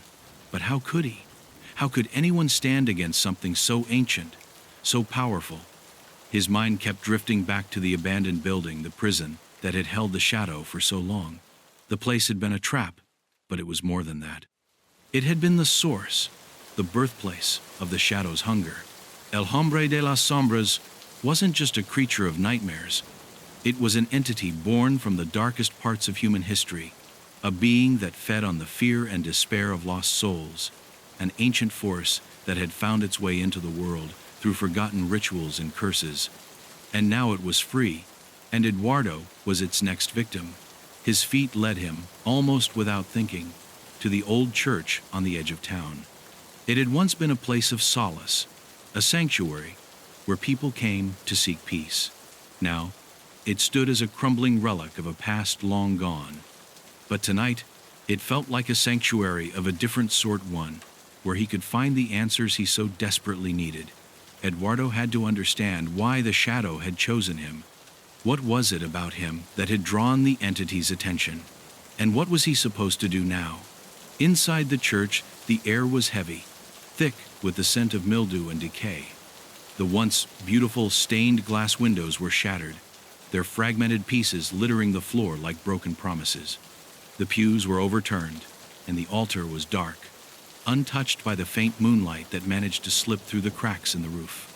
It was as if the church had been abandoned for centuries, yet somehow Eduardo felt that he wasn't truly alone. The feeling of being watched had returned, stronger than ever. He made his way toward the altar, the heavy silence pressing down on him. As he approached, his eyes fell on a small wooden box sitting on the steps. It was old, weathered, and covered in dust, but something about it called to him, as if it held the key to everything he was searching for. With trembling hands, he reached for it, his fingers brushing against the cold surface. The moment he touched it, a jolt of energy shot through him, and the whispers returned, louder this time, more insistent. "You shouldn't have come here." He opened the box slowly, his heart pounding in his chest. Inside, there was a single piece of parchment, yellowed with age and covered in faded writing. It was a journal of sorts, a record of someone who had encountered El Hombre de las Sombras long before him. As he read the words, a chill ran down his spine. The journal described the shadow's true nature, its origins, and its unquenchable hunger for souls. It was an ancient entity, a force born from the fear of the first humans, a creature that could exist only in the darkness of the mind, and it was never truly trapped. It had always been free, waiting for the right moment to reclaim what was its. Eduardo's hand shook as he continued reading. The journal revealed that the only way to stop El Hombre de las Sombras was not to confront it directly, but to sever the bond between the shadow and the one it had marked. But how could he do that? The shadow had already claimed him, already begun to feed off his fear, and every moment he spent in its presence made him weaker. The journal spoke of an ancient ritual, one that required a sacrifice of soul to replace the one taken. It was a cruel, twisted bargain, but it was the only way to break the shadow's grip. The whispers grew louder, more frantic. Eduardo could feel the presence of the shadow drawing closer, as if it were aware of what he had discovered. It was too late. He had already walked too far into the darkness, and now there was no escape. He could hear the shadows moving around him, a rustling sound like leaves being blown by the wind, but there was no breeze, no wind, just the shifting darkness. The shadow was inside the church now, and it was coming for him. Eduardo slammed the journal shut and stood, his pulse racing. The shadows seemed to close in around him, their cold fingers wrapping around his throat, making it difficult to breathe. He could see the figure now, standing just beyond the edge of the light, its form twisted and indistinct, like smoke rising from a dying fire. It was watching him, waiting for him to break. Eduardo's mind screamed for him to run, but he knew there was nowhere left to go. The only way to survive now was to make a choice. He had to give something up, a life for a life. The shadow took a step forward, its shape flickering in and out of existence, and Eduardo knew it was time. He had come here to confront the darkness, and now the darkness was here to confront him. The truth that had been hiding in the corners of his mind was undeniable. The shadow didn't just feed on fear, it fed on choices. The harder the decision, the stronger its hold became. And Eduardo had only one choice left. He could sacrifice himself, or he could let the shadow consume everything he loved. The whispering voices grew into a cacophony, the sound deafening. Eduardo's thoughts spiraled out of control. In the chaos of his mind, he heard the shadow's voice, deep, cold, and cruel. "You've come to the end of the line, Eduardo. Now, choose. He didn't know if he had the strength to make that choice. All he could hear were the whispers. It's too late. Chapter 8. The detective's fate Eduardo stood frozen in the center of the church, the weight of the decision pressing down on him like a physical force. The shadow loomed just beyond his line of sight, its presence suffocating, its whispers filling the air with promises of torment. His heart pounded violently in his chest, the echo of his breath mingling with the low hum of the darkness. The journal had shown him the way, the only way, but the cost was unbearable. A soul for a soul. His own life, his own essence, for a chance at salvation. It seemed impossible, unfathomable. Could he truly give up everything? Could he sacrifice himself? The thought of his family, the people he loved, flashed before his eyes. His mind raced with memories of his wife Clara and their young daughter, Isabel. The image of their smiling faces was the only thing that grounded him in this sea of confusion and terror. Would they be safe if he died? That was the only question that mattered now. The only reason he could justify this madness. He couldn't let El Hombre de las Sombras continue its reign of terror, not when it could still be stopped. He had been chosen, marked, and now he had the power to end it. But what would that cost? Eduardo's body trembled as the shadow grew nearer. He could feel its icy tendrils wrapping around him, suffocating him with fear. The whispers began again, louder this time, like a chorus of voices rising from the deepest pit of hell. You are nothing but a tool, they mocked. A sacrifice in the grand scheme of things. The words clawed at his soul, dragging him deeper into despair. He could feel himself weakening, his thoughts becoming clouded with doubt. How could he make a decision so final? How could he willingly give up his life for a chance that might not even work? What if the shadow was lying to him, playing with his mind, as it had done with all the others? His breath became shallow, his mind slipping further into chaos. The darkness around him seemed to press in, its oppressive weight making it difficult to think, to breathe. He tried to focus, tried to clear his thoughts, but all he could hear were the whispers. You are nothing, they repeated. You will never escape. But there, buried beneath the madness, something stirred a flicker of defiance. He wasn't nothing. He had fought for justice his whole life. He had sacrificed his own happiness to protect the innocent, to protect the city. And now, he had a choice. He could give everything he had to stop this nightmare, or he could let the shadow consume the world around him. Eduardo's hands clenched into fists at his sides. The shadow could not win. It would not claim him. He would not let it continue its reign of terror over Rio Verde. The city had already seen too many deaths, too much fear, and he had been chasing it for so long, too long to let it end like this. He had to end it. He had to protect what was left of his life, of his family. The cost of saving them was steep, but what was the alternative? He couldn't live with himself if he allowed the shadow to go unchecked, if he allowed it to continue claiming innocent lives. With a final, shaky breath, Eduardo dropped to his knees, his face contorted with the weight of the decision. The whispers screamed in his ears, urging him to make his choice. But deep down, he already knew. He had known since the moment he had discovered the truth about the shadow, the truth about El Hombre de las Sombras. The only way to end it, to stop the terror, was for someone to take its place, to feed the hunger that had been consuming the souls of the innocent, to make a sacrifice. His mind flashed to Clara and Isabel again. He imagined their faces, their love, their need for him. He had failed them so many times before, but this time, he could make it right. The thought of leaving them, of never seeing them again, was unbearable, but he couldn't let them die because of his own failure. He had to do this, for them, for the city. The shadows around him seemed to pulse, to throb with anticipation, as if they sensed the moment of his decision. Make your choice, Eduardo, they whispered. The clock is ticking. And Eduardo knew, with a deep, unshakable certainty, that if he didn't act now, it would all be over. The shadow would have its victory, and his family would be lost. His soul would be lost. And everything he had fought for, everything he had believed in, would crumble to dust. With a sob that ripped through his chest, Eduardo rose to his feet, his body trembling with exhaustion. The darkness swirled around him like a living thing, a storm that threatened to tear him apart. but he stood firm, his hands outstretched. "I choose," he whispered, his voice a hoarse rasp. "I choose to end this, to end you." The shadow moved forward, its form shifting and twisting in the darkness. Eduardo felt the cold embrace of its presence as it enveloped him, pulling him into its grasp. The whispers were deafening now, 1,000 voices screaming in his ears. "It's too late," they taunted. "You are ours." But Eduardo was not afraid anymore. He had made his choice. He was ready to face whatever came next, even if it meant giving up his own soul. He knew that, in the end, his sacrifice would save them, save Clara, save Isabel. He had done his duty. He had given everything to protect them.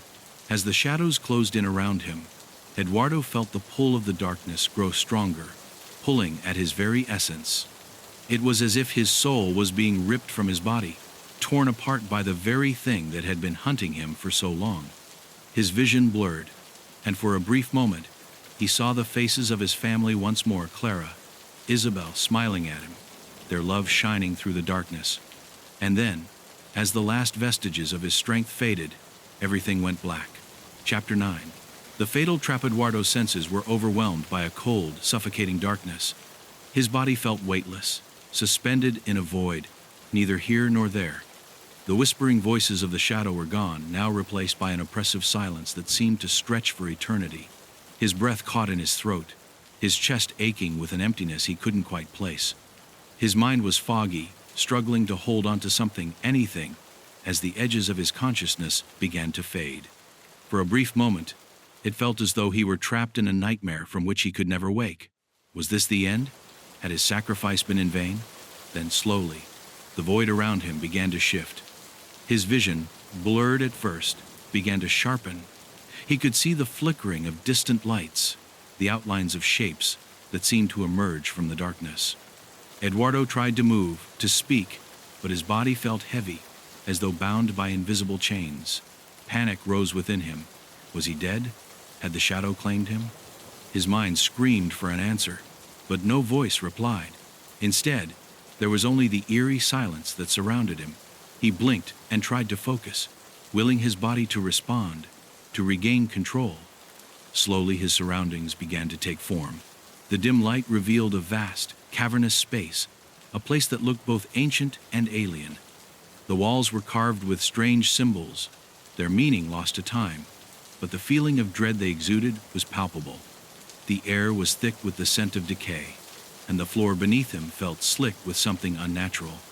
It was as if he had crossed into another realm, a liminal space between life and death, between the world of the living and the endless abyss that lay beyond. Then he heard it, the faintest sound, barely a whisper, but unmistakable. The shadow. Eduardo's heart raced as the familiar presence crept closer. His muscles strained as he attempted to move, to stand, but his limbs refused to obey. The shadow was close, too close. He could feel its icy fingers brushing against his skin, the coldness sinking into his bones. It was as if the very air around him was thick with malevolent energy, its oppressive weight pressing down on him. The shadow was here, but it wasn't like before. This time it was different. It wasn't just a creature of darkness, it was something far more ancient, far more powerful. A voice, low and guttural, echoed through the cavern, reverberating off the walls. "You think you can escape?" it hissed. The words were not spoken aloud, but rather they seemed to invade his very thoughts, wrapping around his mind like tendrils of ice. "You cannot escape. You belong to me now. You always have." Eduardo's mind reeled at the words. I belong to it? He had thought. He was making a choice, a sacrifice to save his family, to rid the world of the shadow's terror. But this was not what he had expected. He had expected his soul to be freed, to be released from the shadow's grip. But now, as the reality of the situation began to settle in, Eduardo realized the horrifying truth. He had been manipulated from the very beginning. El hombre de las sombras had never intended to let him go. The shadow was not just a creature of fear, it was a parasite, an ancient entity that fed not only on the fear of the living, but also on the souls of those it chose. And the sacrifices it demanded were not just to end the terror, it was a game, a trap to lure victims into its web, to make them feed its insatiable hunger for power. Eduardo's act of selflessness, his decision to sacrifice himself, had been precisely what the shadow had wanted. He hadn't saved anyone, he had simply played into its hands. "You're not the first," the voice continued, growing stronger. "And you won't be the last." The shadow's form began to take shape before him, flickering like a flame in the wind, its outline shifting between human and monstrous. It was tall, impossibly so, with long, spindly limbs that seemed to stretch endlessly into the void. Its face, when it emerged from the darkness, was a nightmare of shifting features, eyes that were too wide, a mouth too large, its grin a jagged line of sharp teeth. The face twisted, contorted into something grotesque, a reflection of pure malice. "I have taken many before you, and I will take many more." Eduardo's body was frozen with fear, but his mind was alive with rage. The truth hit him like a tidal wave, drowning him in despair, but beneath the surface of that despair, something stirred, a spark of defiance. "Number, I won't let it end like this." He had fought too hard, come too far, to be consumed by the shadow's hunger. It had manipulated him, played him like a pawn in its dark game. But Eduardo wasn't a pawn. He was a detective, a protector. He wasn't going to let it win. With every ounce of strength left in him, Eduardo forced himself to move, his limbs shaking with the effort. The shadows clung to him, pulling him back, but he pushed forward, step by agonizing step. "You won't have me," he growled, the words coming out hoarsely, barely a whisper. "I will not be your sacrifice." The shadow's laugh filled the cavern, a hollow, mocking sound that seemed to reverberate in the very air. "You think you have a choice?" it taunted. "Your soul is already mine. It was never yours to begin with." The shadow reached out, its long fingers curling toward Eduardo, its cold touch sending a jolt of pain through his chest. He gasped, his vision blurring, the darkness threatening to swallow him whole.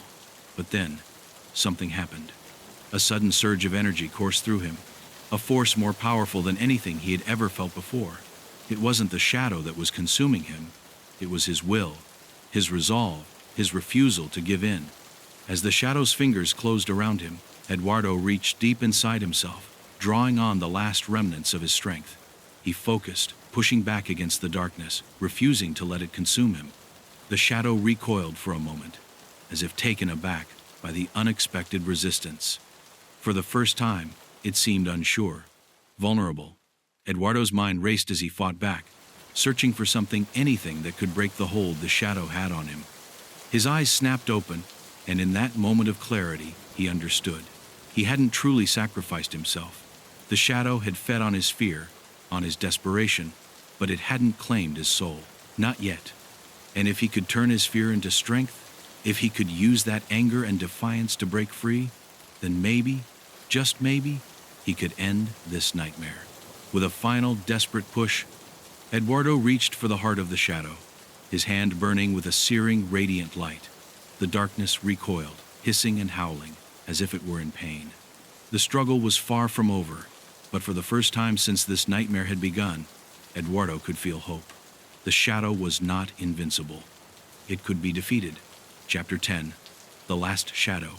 The light in the cavern flickered, weak and uncertain, as Eduardo stood facing El Hombre de las Sombras for what might be the last time. His body felt like it was on the edge of breaking, every muscle burning, every breath a struggle against the cold that had invaded his bones. The shadow that loomed before him was no longer the indistinct figure of darkness it once was.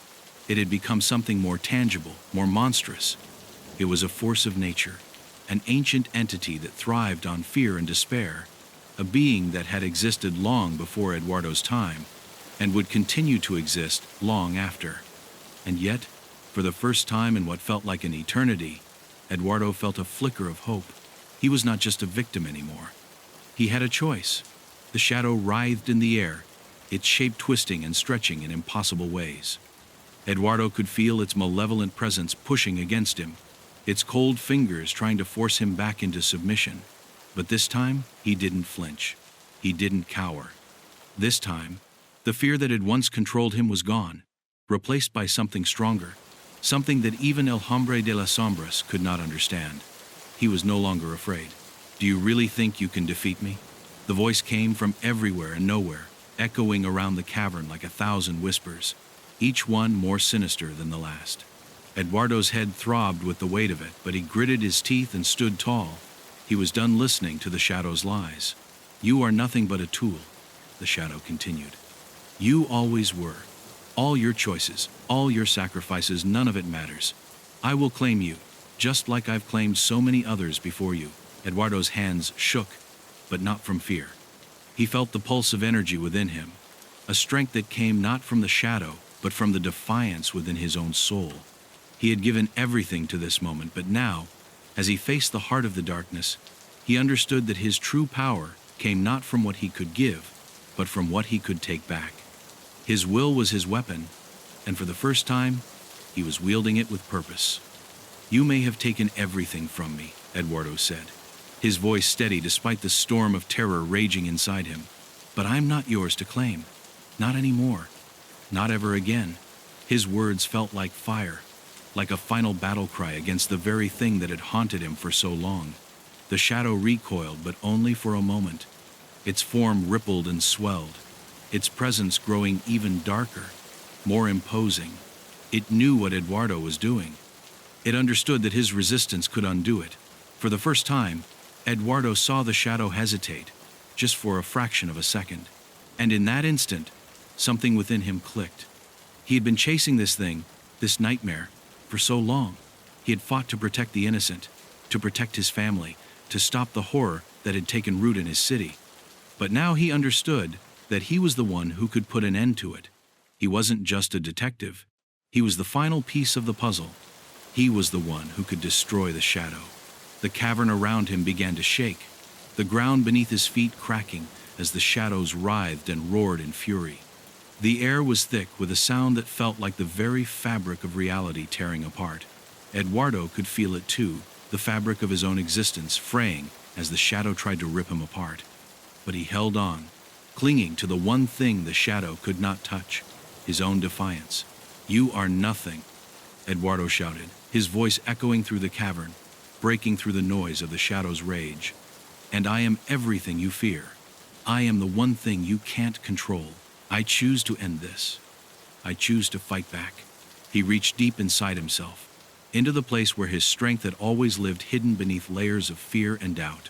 And with all the force he could summon, he pushed back, unleashing a torrent of light and energy that surged outward, a blinding wave that engulfed the cavern in an explosion of raw power. The shadow screamed, its form flickering and distorting, as if it were being torn apart by the light. Eduardo could feel the darkness trying to claw at him, trying to drag him back into the void, but he refused to let it. The shadow was afraid. He could feel it, deep within his bones. The fear that had once been his own was now the weapon that destroyed the very thing that had controlled him. The cavern began to collapse around him, the walls crumbling as the shadow's hold on the world weakened. Eduardo could see it now, the shadow no longer a dark figure, but a writhing mass of fear, desperation, and ancient hunger. It was nothing but a force that thrived on the pain of others, a parasite that fed on the suffering it had caused. And in that moment, Eduardo understood that it was never alive. It had no real form. It was simply a manifestation of darkness, an absence of light, of hope, and he was the light. He was the one who could banish it. With one final desperate surge of will, Eduardo reached for the heart of the shadow. His hand burned as it passed through the dark mass, but he didn't falter. He gripped the shadow's essence, pulling it toward him, toward the light he had summoned. He could feel the shadow screaming, but its power was fading, breaking apart, dissolving into nothingness. The cavern shook violently, the very earth groaning in protest as the darkness fought to survive. But Eduardo held on, not just for himself, but for everyone it had ever hurt. And then, with a final deafening roar, the shadow was gone. The cavern was silent, the weight of its presence lifting, leaving behind only the echo of its death. Eduardo fell to his knees, his body trembling with exhaustion, his breath coming in ragged gasps. The world was still. For the first time in what felt like an eternity, there was peace. But as Eduardo looked around, he realized that the battle had taken more than just his strength, it had taken his soul. He was still alive. but the price he had paid was one he could never undo. The light that had burned so bright within him had consumed everything it touched, and now, in the aftermath, only darkness remained. And yet, as the final vestiges of the shadow disappeared into the ether, Eduardo felt something shift within him. It wasn't a return to what he had been, but something new. A place where the shadow had been was now a hollow space, a scar, but it was a scar of victory, a scar of light. And as he stood, slowly pulling himself to his feet, Eduardo knew that even if he could never return to what he had been, he had done what needed to be done. He had saved the city. He had saved his family. He had freed them all from the shadow's grasp. And for that, he could die in peace. The Game of Meat. Chapter 1. The invitation. It was just another ordinary afternoon when Camila's phone buzzed on the coffee table, breaking the silence of her small apartment. The sunlight slanted through the half-open curtains, casting a warm glow across the room, but something about the moment felt off. She picked up the phone, glancing at the screen, and saw a message from Lucas, a friend from school. He was the kind of person who often sent links to weird websites, obscure videos, or strange games he found online. But today, there was an odd, almost urgent tone in his text. "You have to see this. It's something different. It's something you can't ignore. Here's the link." No explanation. Just the link. Camila felt a chill stir in her chest. She wasn't sure why, but she hesitated. It wasn't like Lucas to send messages like that. It was almost as if he was warning her but also tempting her. The kind of temptation that feels too powerful to resist. Her fingers hovered over the screen, uncertainty bubbling inside her. It had been a while since she'd played a game, and even longer since she'd found one that really grabbed her attention. But this felt different. The name of the game, La Carne, sent an immediate wave of discomfort through her. What kind of game was named that? The thought of flesh or meat didn't exactly sound like something fun. But curiosity always had a stronger pull than reason, especially when the invitation was so cryptic. Against her better judgment, Camila tapped on the link. The screen shifted, and the page slowly loaded in front of her. The background was black, with flickering red text that seemed to pulse as if it were alive. Her eyes narrowed as she read the words that appeared on the screen. "Welcome to La Carne." That was it. No introduction, no fancy logos or music, just stark, unsettling simplicity. The text was followed by a single line: "This is not a game for the faint of heart. Only those who seek more than the ordinary can survive. Are you ready?" The words were oddly compelling. They weren't flashy, but there was something about the simplicity that made them feel real, like a command. Her heart rate quickened as she stared at the screen, wondering if this was some kind of trick.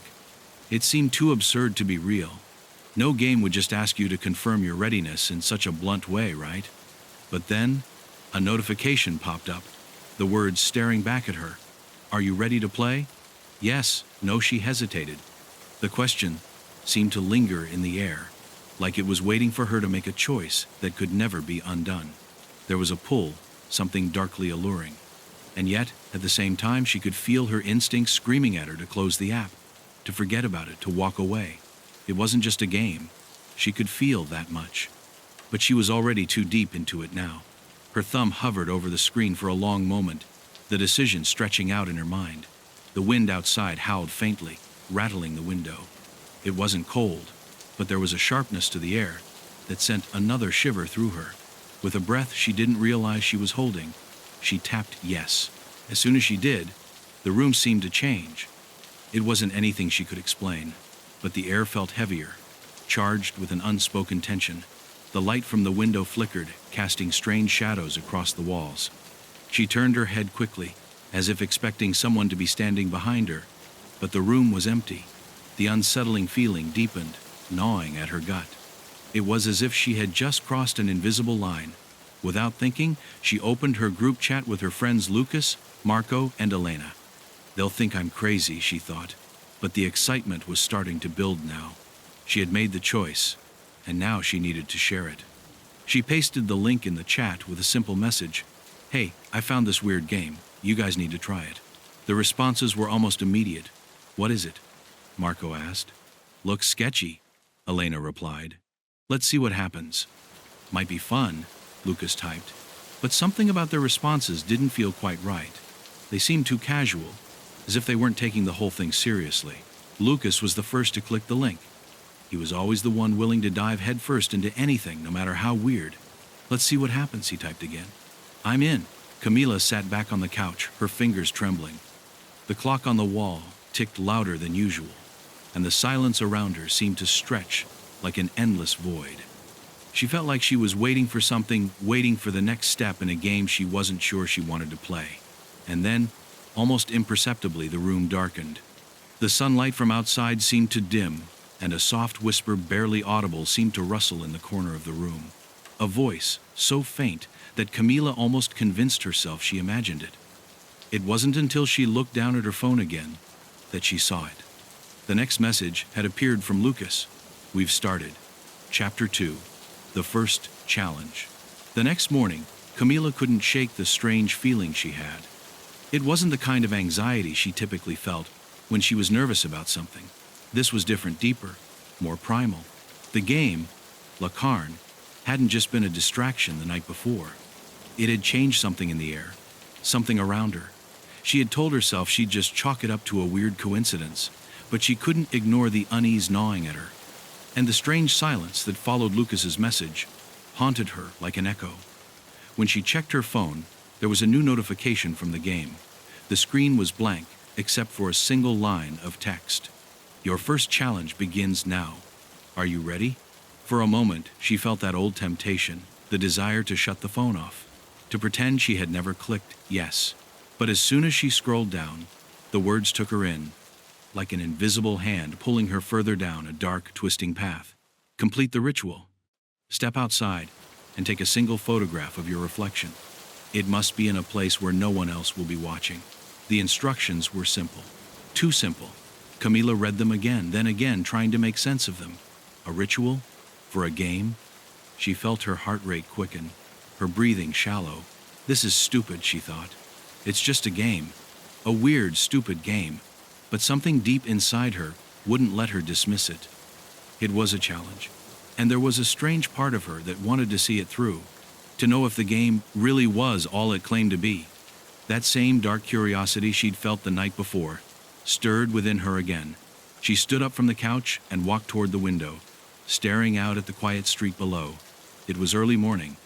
No one would be around. She could just go outside, snap the picture, and be done with it. There was no harm, right? But even as she stood there, something was wrong. Her reflection in the window wasn't quite right. It was almost as though the figure she saw was a little too still, a little too lifeless. She blinked, but the image didn't change. The air outside had the kind of thick quiet that you only find on mornings, when the world feels like it's holding its breath. A chill crawled up her spine. Still, she shook her head. "This is nonsense," she thought. "Just do it and get it over with." Grabbing her phone, she stepped out the door and into the backyard, the cool morning air hitting her face. The grass was still wet with dew, and the faint scent of rain hung in the air. It was peaceful, but the game was still there, lurking in the back of her mind. She pulled her phone up and stood in front of the large, weathered garden mirror that had once belonged to her grandmother. It was old, cracked in some places, but still reflective enough to capture her image. With a deep breath, she held the phone out in front of her, her fingers trembling just enough to make her pause. Then she snapped the photo. The sound of the camera shutter was louder than it should have been in the stillness of the morning. But when Camila looked down at the screen, she froze. Her reflection in the photograph wasn't quite right. It wasn't that it was distorted or blurry. It was clearer than it should have been. But the eyes staring back at her weren't hers. The pupils were a shade of black, so deep, so unnatural, that they seemed to swallow the light. And beneath her reflection, something shifted. Her heart stopped for a moment. The image in the photo wasn't just her. There was a shadow, faint but unmistakable, creeping behind her. It was a figure, a person, but it wasn't her. Camila felt her stomach churn as her pulse quickened. She immediately tried to turn around, but there was no one there. Only the quiet hum of the morning breeze. Her hands shook as she stared at the screen, desperately hoping it was a trick of the light, a fluke. But when she glanced back at the mirror, the shadow was still there, just slightly out of view. Was it the reflection of something she hadn't noticed? Or had something moved when she wasn't looking? Just a trick? she whispered under her breath. Just a trick of the mind. But even as she said it, her eyes locked onto the photo again, and her reflection seemed to smile. It wasn't a grin of happiness. It wasn't even a smirk. It was something cold, something predatory. Her reflection in the mirror didn't move, but the one in the photo, it was alive. It was watching her. Her phone buzzed in her hand, snapping her out of the trance-like state she was in. She quickly looked at the screen. Well done. Now, your next challenge will be revealed shortly. The words were cold, detached, as if nothing out of the ordinary had just happened. But everything felt wrong. The air felt heavier, the world a little dimmer, as if it were waiting for something. Camila turned, leaving the mirror behind as she ran back inside. She didn't look back. She didn't need to. The weight of what she had just experienced pressed down on her like a physical force.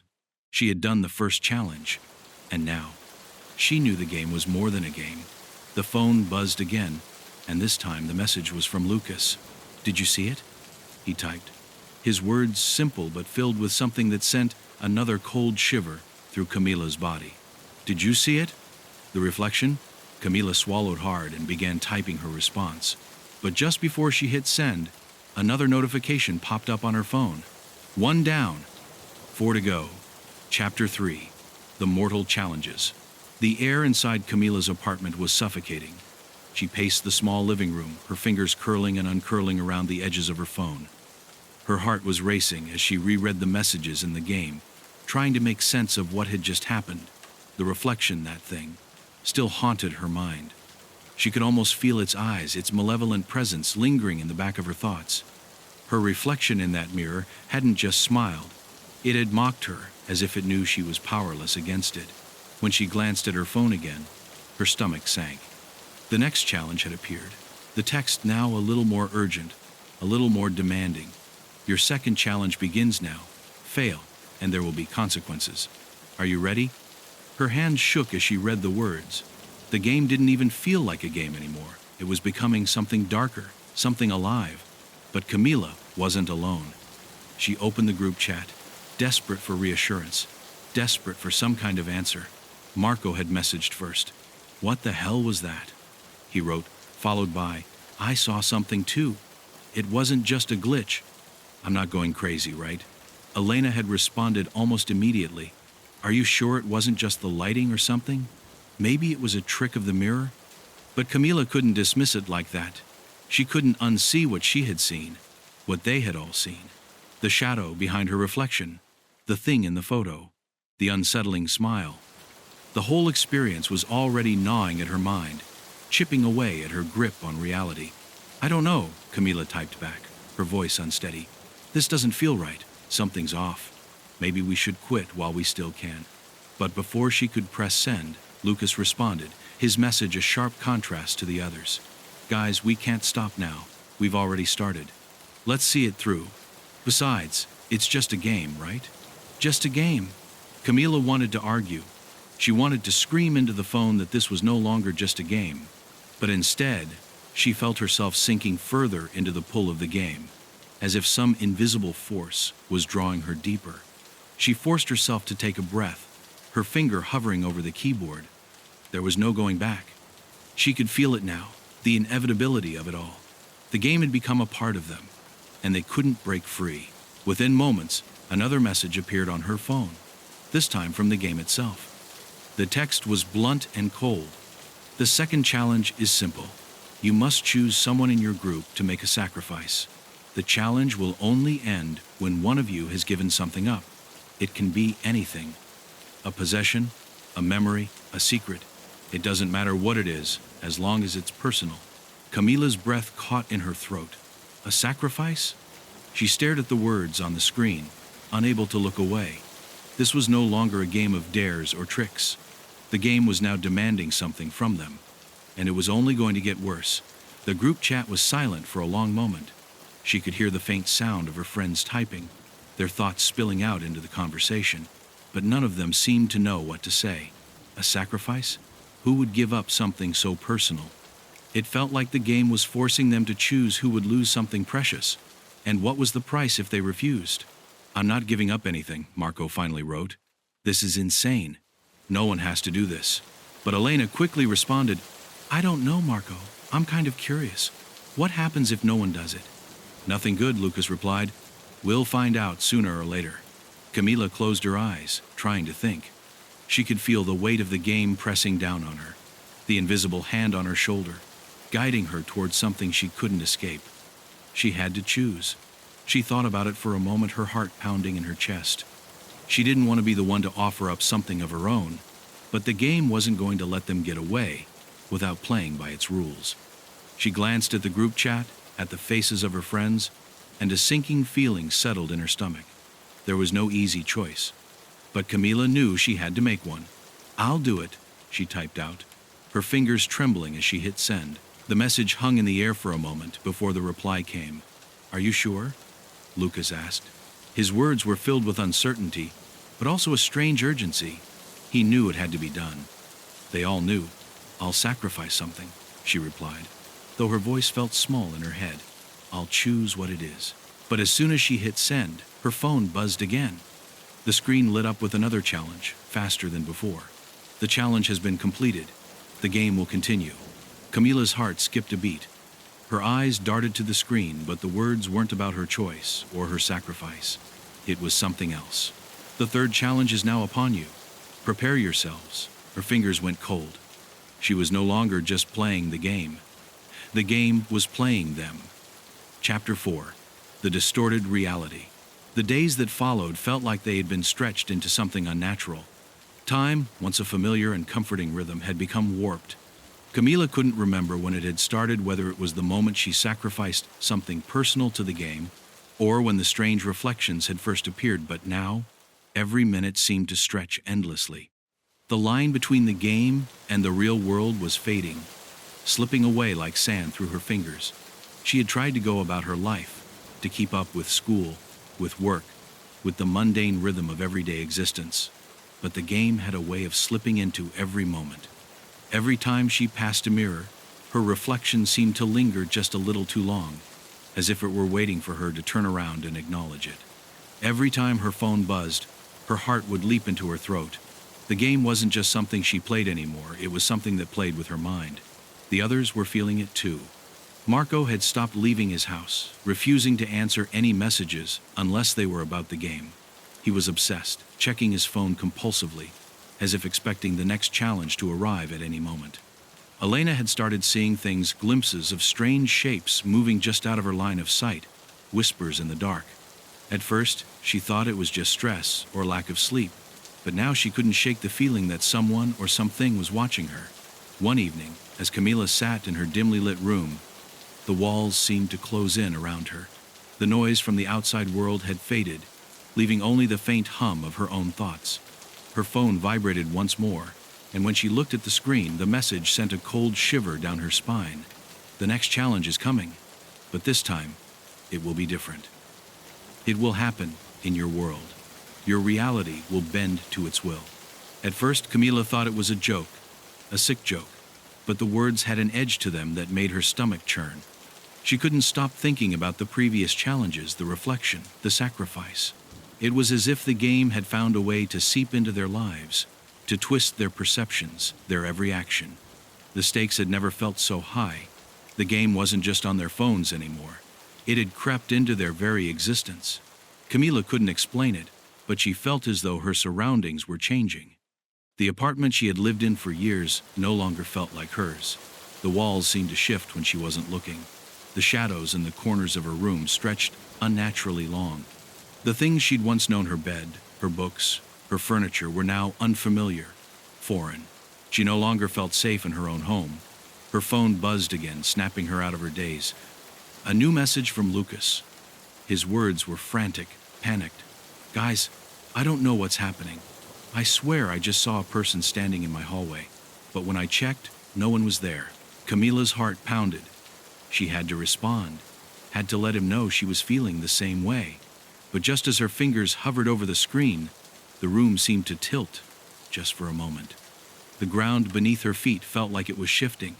The walls warped slightly, and her vision blurred. It was as if the reality she knew had been stretched out of shape, bending to some unseen force. A flash of something, a shadow, or maybe just her imagination crossed the edge of her vision. Camila whipped around, but nothing was there. Her breath caught in her throat. She had to get out of the room. She couldn't breathe. The walls were too close, the air too thick. Desperately, she threw open the door and stepped into the hallway, but everything was wrong. The hallway that had once been so familiar now felt alien. The light flickered overhead, casting erratic shadows. The floor creaked under her weight, as if it were shifting beneath her feet.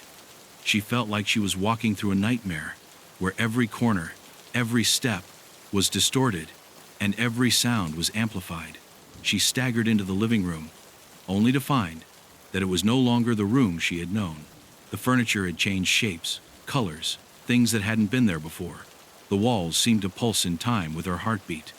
The world around her was alive, as if it were feeding off her fear, growing darker, more twisted with each passing second.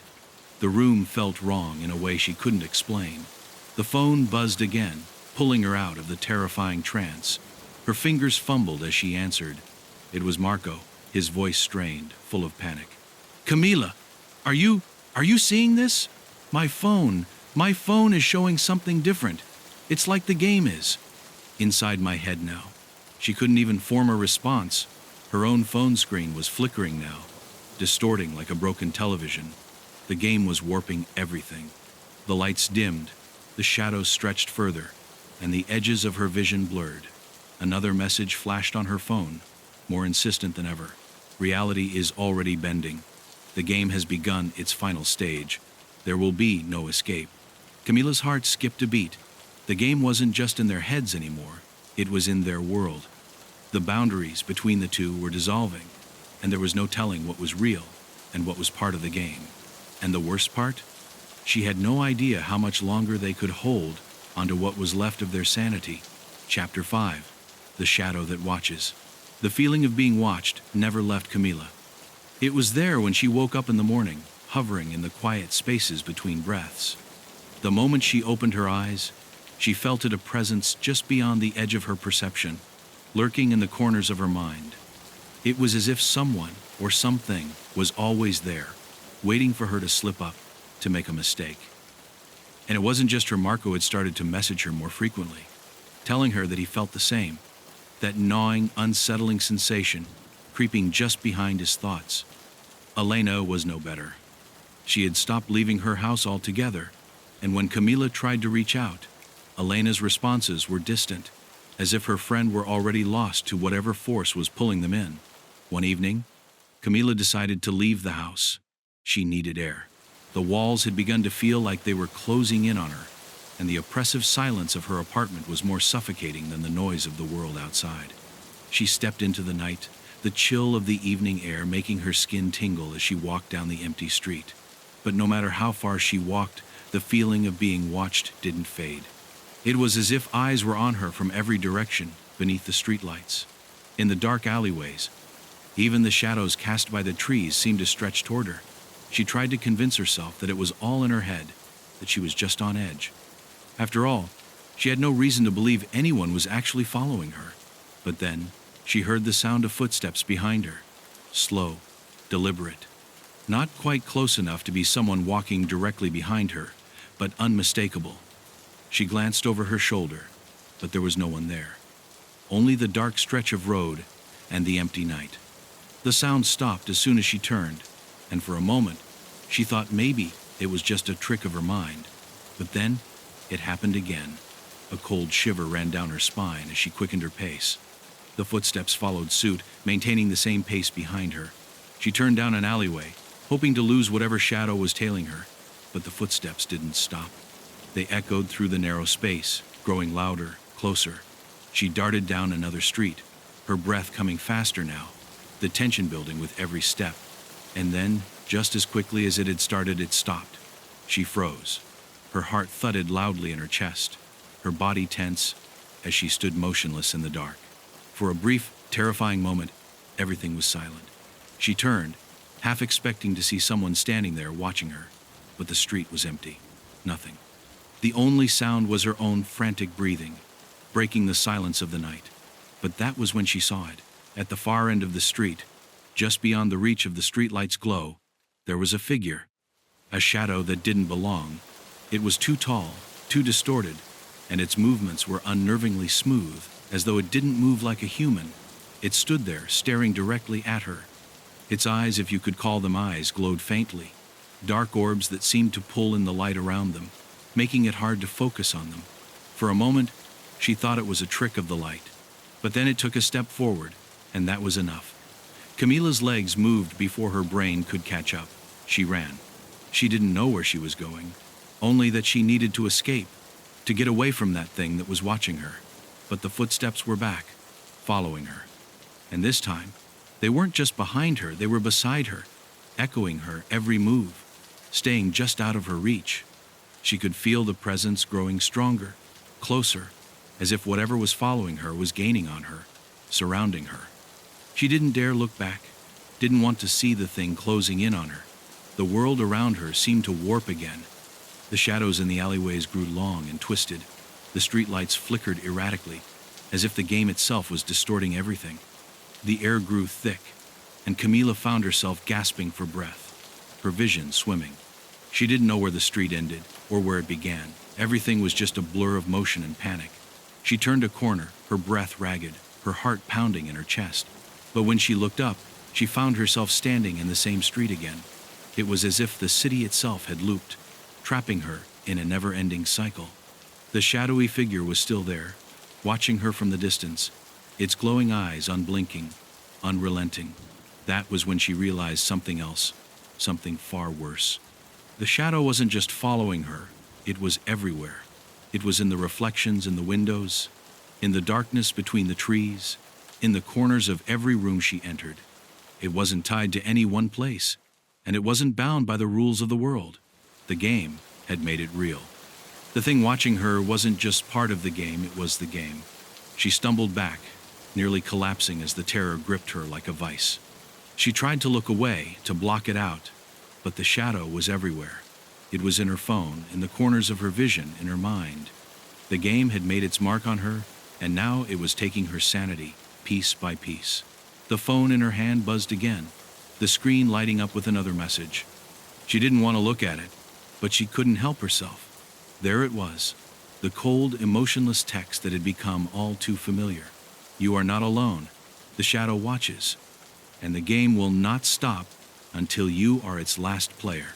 The message hung there on the screen, mocking her, reminding her that there was no escape, no way out. The game had already taken hold, and it was only a matter of time before it consumed them all. Chapter 6.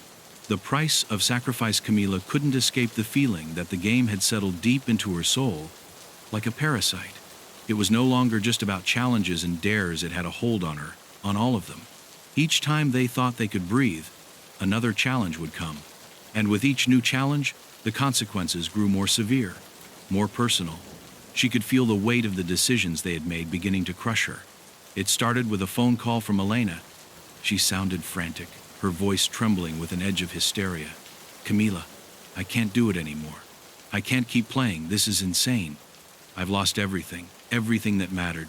And now I'm scared to look at myself in the mirror. I don't know what's real anymore. Camilla had no answer. How could she?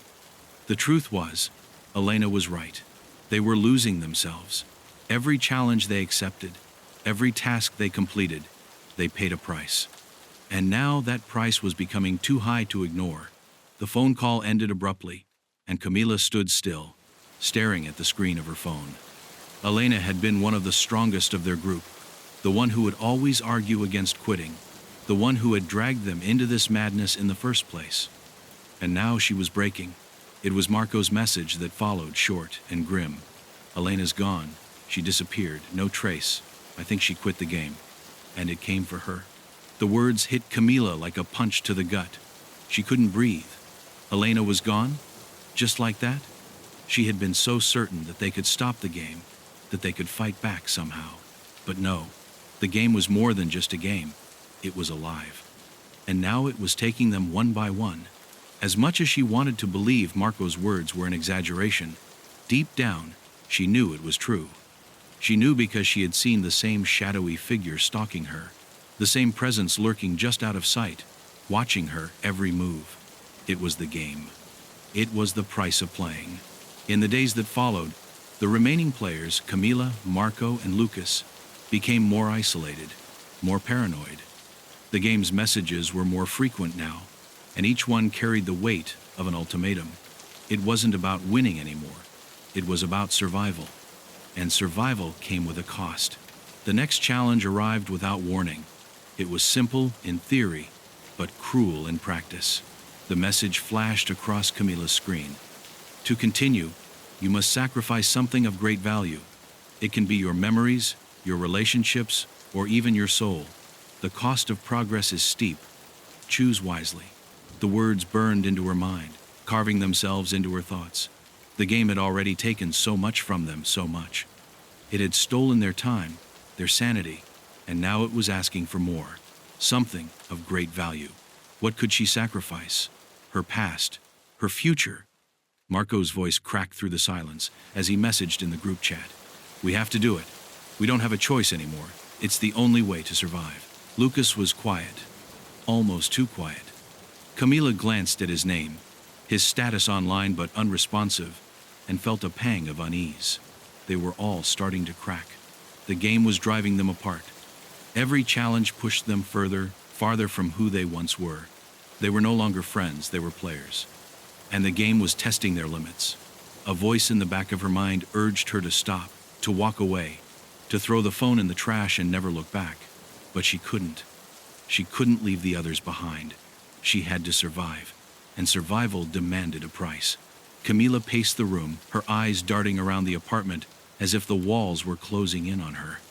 Her reflection in the window seemed different now. She wasn't sure how, but she could feel the difference. There was a crack in the glass, one that hadn't been there before, but now it ran through her reflection, splitting her into two. The next day, she received another message. It wasn't from the game directly. It was from Marco. I did it. I made the sacrifice. I gave up my memories of my family. The game said it would protect them if I did. Camila stared at the words, her mind racing. What had Marco done? What had he given up? His memories? His family? He hadn't been specific, but she knew. Whatever it was gone. And once it was gone, it could never be reclaimed. The phone buzzed again, this time from Lucas. I'm going to do it. I can't let this destroy me. I'll sacrifice the one thing that keeps me going, my fear. Camila's stomach twisted. Fear? What did that even mean? Was he planning to strip himself of the one thing that kept him human, that kept him grounded in reality? She felt a cold shiver run down her spine. The game was not just about the physical sacrifices, it was about dismantling them, piece by piece, until nothing was left but hollow shells of the people they used to be. She couldn't help but wonder what she would have to give up, and if she did, would there be anything left of her when it was over? The challenge wasn't over, and she wasn't ready to play. Chapter 7. The final game. Camila didn't know how long it had been since Elena disappeared, or since Marco and Lucas had started to unravel. Time had lost all meaning. It felt as if the world had stopped turning, as if everything was caught in a kind of suspended animation, with no escape in sight. The last messages from Marco and Lucas had come hours ago, but Camila had barely processed them. She felt like a spectator in her own life, unable to move, to breathe, as if some invisible hand were gripping her chest. She opened her phone again, almost unwillingly. The game was there, its cold message waiting for her. Congratulations, you've made it to the final stage. One of you will survive, but only one. Prepare yourself. The game will come to you now. No more choices, only consequences. The words were empty, cold. They had no meaning anymore, only the bitter taste of inevitability. They had reached the final stage, the point of no return. But even as Camila read the message, something inside her screamed, no more choices. What did that mean? Hadn't they all already made their choices? Was it not enough? Her phone buzzed again. This time, it was from Lucas. I'm sorry, Camila. I didn't want it to end like this. The game has taken everything. I feel like I'm not even here anymore. Lucas had been the most logical of them all, the one who had tried to keep everyone grounded when things had first started spiraling out of control. But now, even he was crumbling, his mind slipping through his fingers like sand. She had always felt an odd connection to him, a bond forged in the chaos of the game, But now all she felt was distance, an unbearable weight of isolation. There was no response to his message. No reply that would make things better. The phone sat in her hand, buzzing once again, this time with a new message from the game. Tonight, you will face your final challenge. It is not one you can run from. It is not one you can win. You will face it alone. A sickening sense of finality washed over her. Camila felt her stomach twist, her heart race as the words settled into her mind. Alone. The thought echoed in her brain, reverberating through her skull like a bell tolling for the end. The final challenge wasn't something she could run from. It wasn't something she could escape. She had thought, for a brief moment, that there was a way out, that if they played by the rules, they could survive. But no, the game had already decided. The rules didn't matter anymore. It was almost laughable. How much she had believed that she could control this, that she could fight back. She had tried to keep the pieces of her old life intact, to hold on to the friendships that had bound her to reality. But now, nothing was real anymore. Everything had been warped beyond recognition. Even her own thoughts felt foreign, as if they no longer belonged to her. She was just a pawn in a game that had long since ceased to care. The world outside her apartment had gone silent. The hum of the city, the clatter of cars passing, the distant murmur of voices, it was all gone.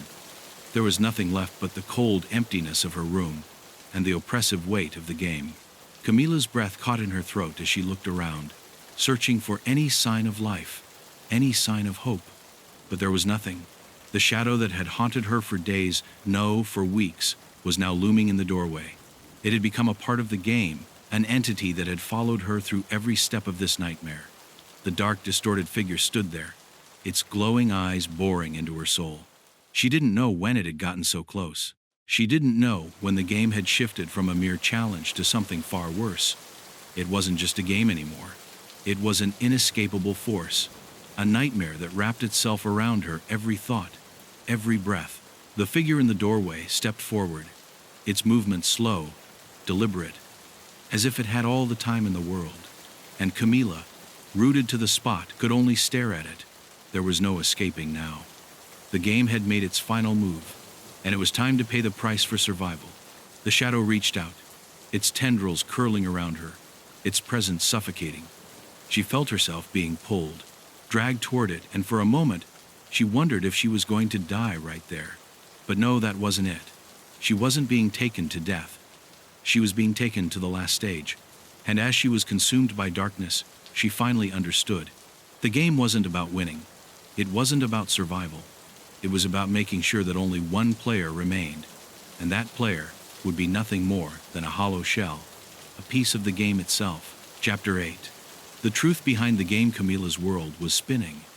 She could barely keep her balance as the darkness pressed in on her from all sides, suffocating her with its weight.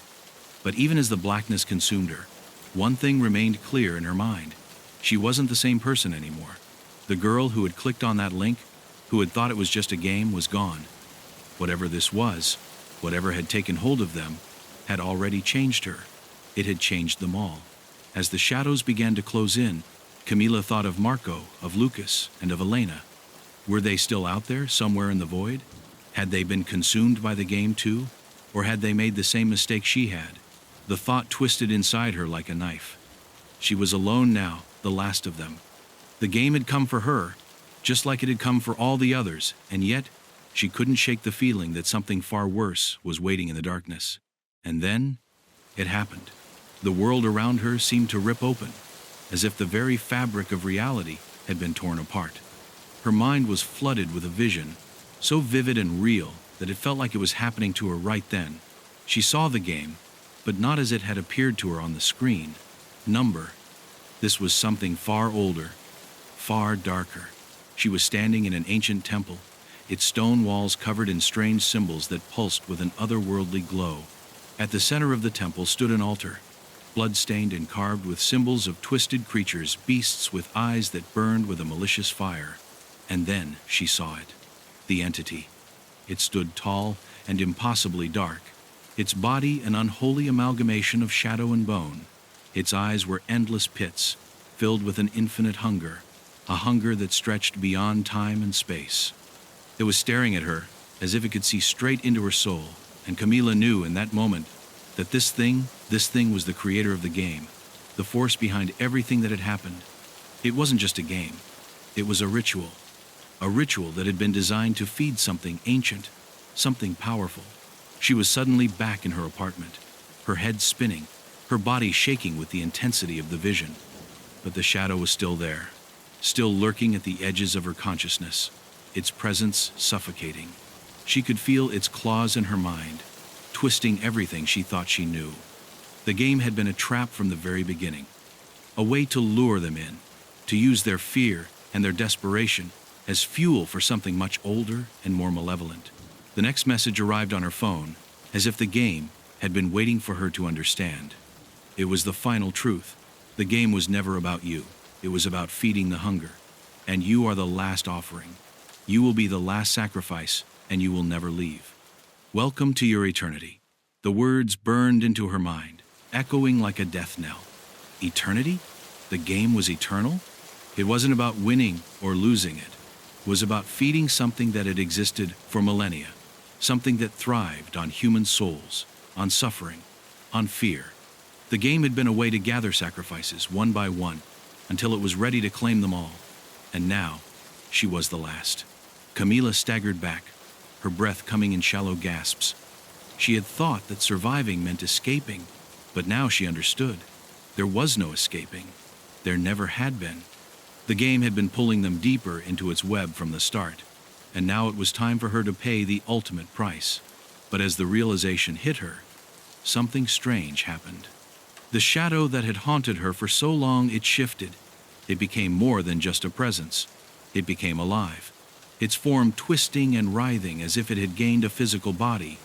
She could feel its tendrils reaching out, curling around her, drawing her closer to its dark heart.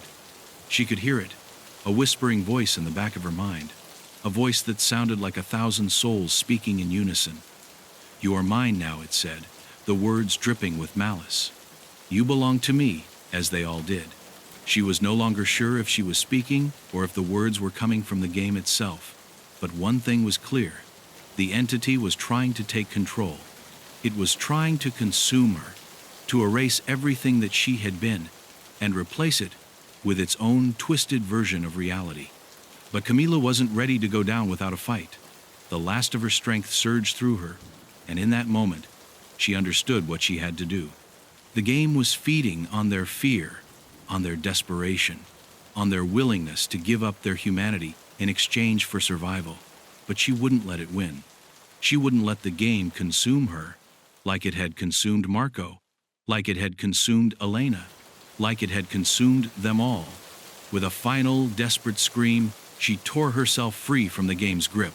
The shadow shrieked in fury, its form twisting and writhing in agony, as if it had been torn apart. For a moment, everything went still. And then, with a force unlike anything she had ever felt, the game collapsed inward, its walls disintegrating into nothingness. Camila fell to her knees, gasping for air, her heart pounding in her chest. The game was gone. The entity was gone. But she knew, deep in her bones, that the victory was hollow. She had won, but at what cost? The phone buzzed once more, the screen lighting up with one last message. You have escaped, but the hunger will never be sated. It will find new players, and the game will begin again. Camila dropped the phone, her hands trembling, and looked around the room. She was alone. The world outside was quiet. The terror was over. But she couldn't shake the feeling that the game had never truly ended, that somewhere, out there, another player had clicked on the link, and the cycle would begin again. Chapter 9. The final confrontation. Camila stood alone in the empty room, the phone screen still glowing faintly in her hand. The final message from the game burned into her mind, its words echoing like the death knell of everything she had known. The hunger will never be sated. It will find new players, and the game will begin again. There was no escaping it. The entity, that shadow that had followed her for so long, had left its mark on her deep inside, where the game's influence had taken root. The room around her was eerily silent. The weight of the entity's words hung heavy in the air. She had thought she had won, She had thought that breaking free from the game's grip meant freedom, but the reality was different. The hunger was insatiable. The game had consumed everything it needed, and now it was already looking for its next victims. Her pulse quickened. The floor beneath her feet trembled, just slightly, as if the earth itself were aware of the dark force stirring below. The shadow. It was coming for her again. It hadn't left. It had just been waiting, watching.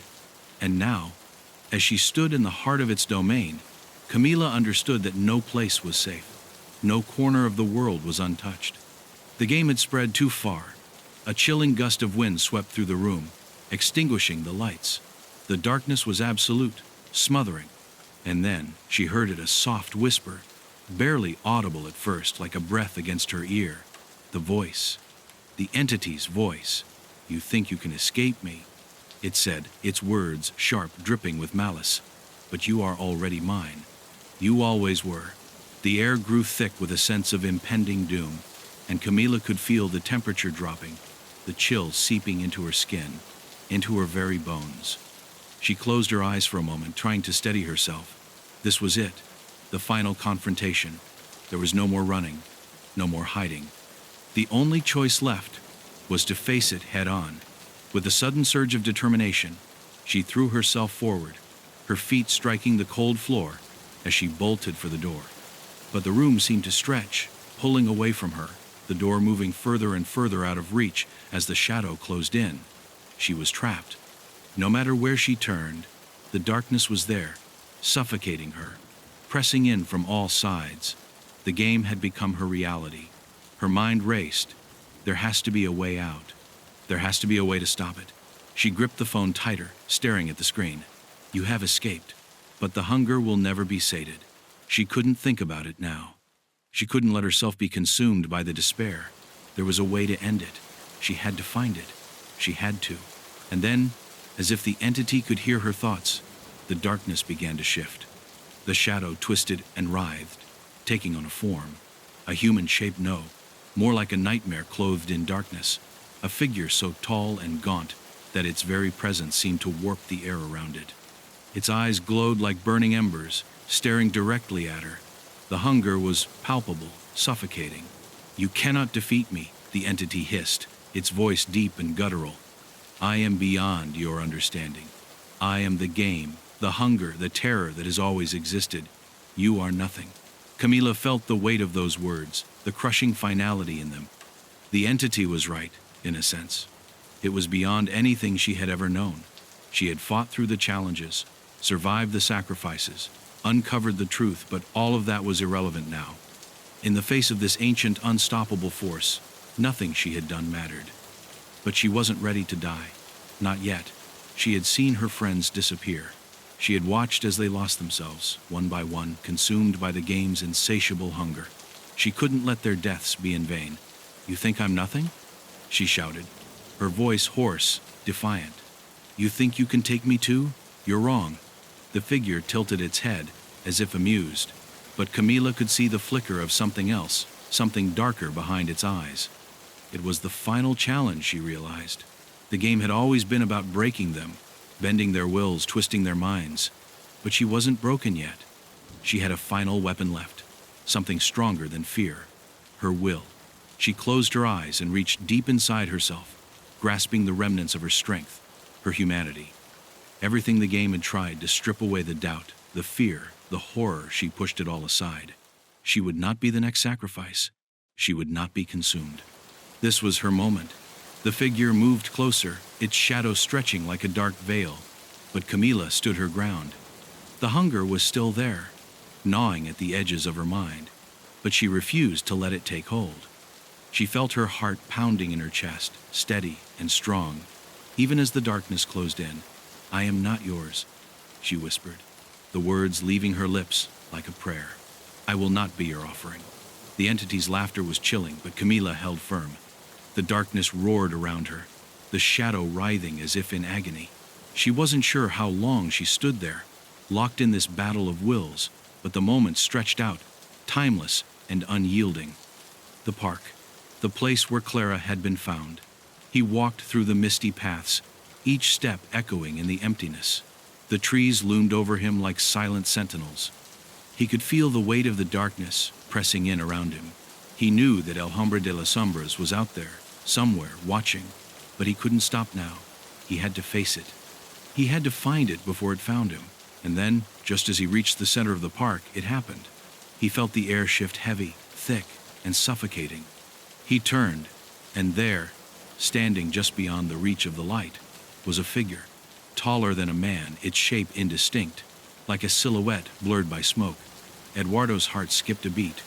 He opened his mouth to scream, but no sound came. The shadow moved closer, gliding silently through the night, its presence overwhelming.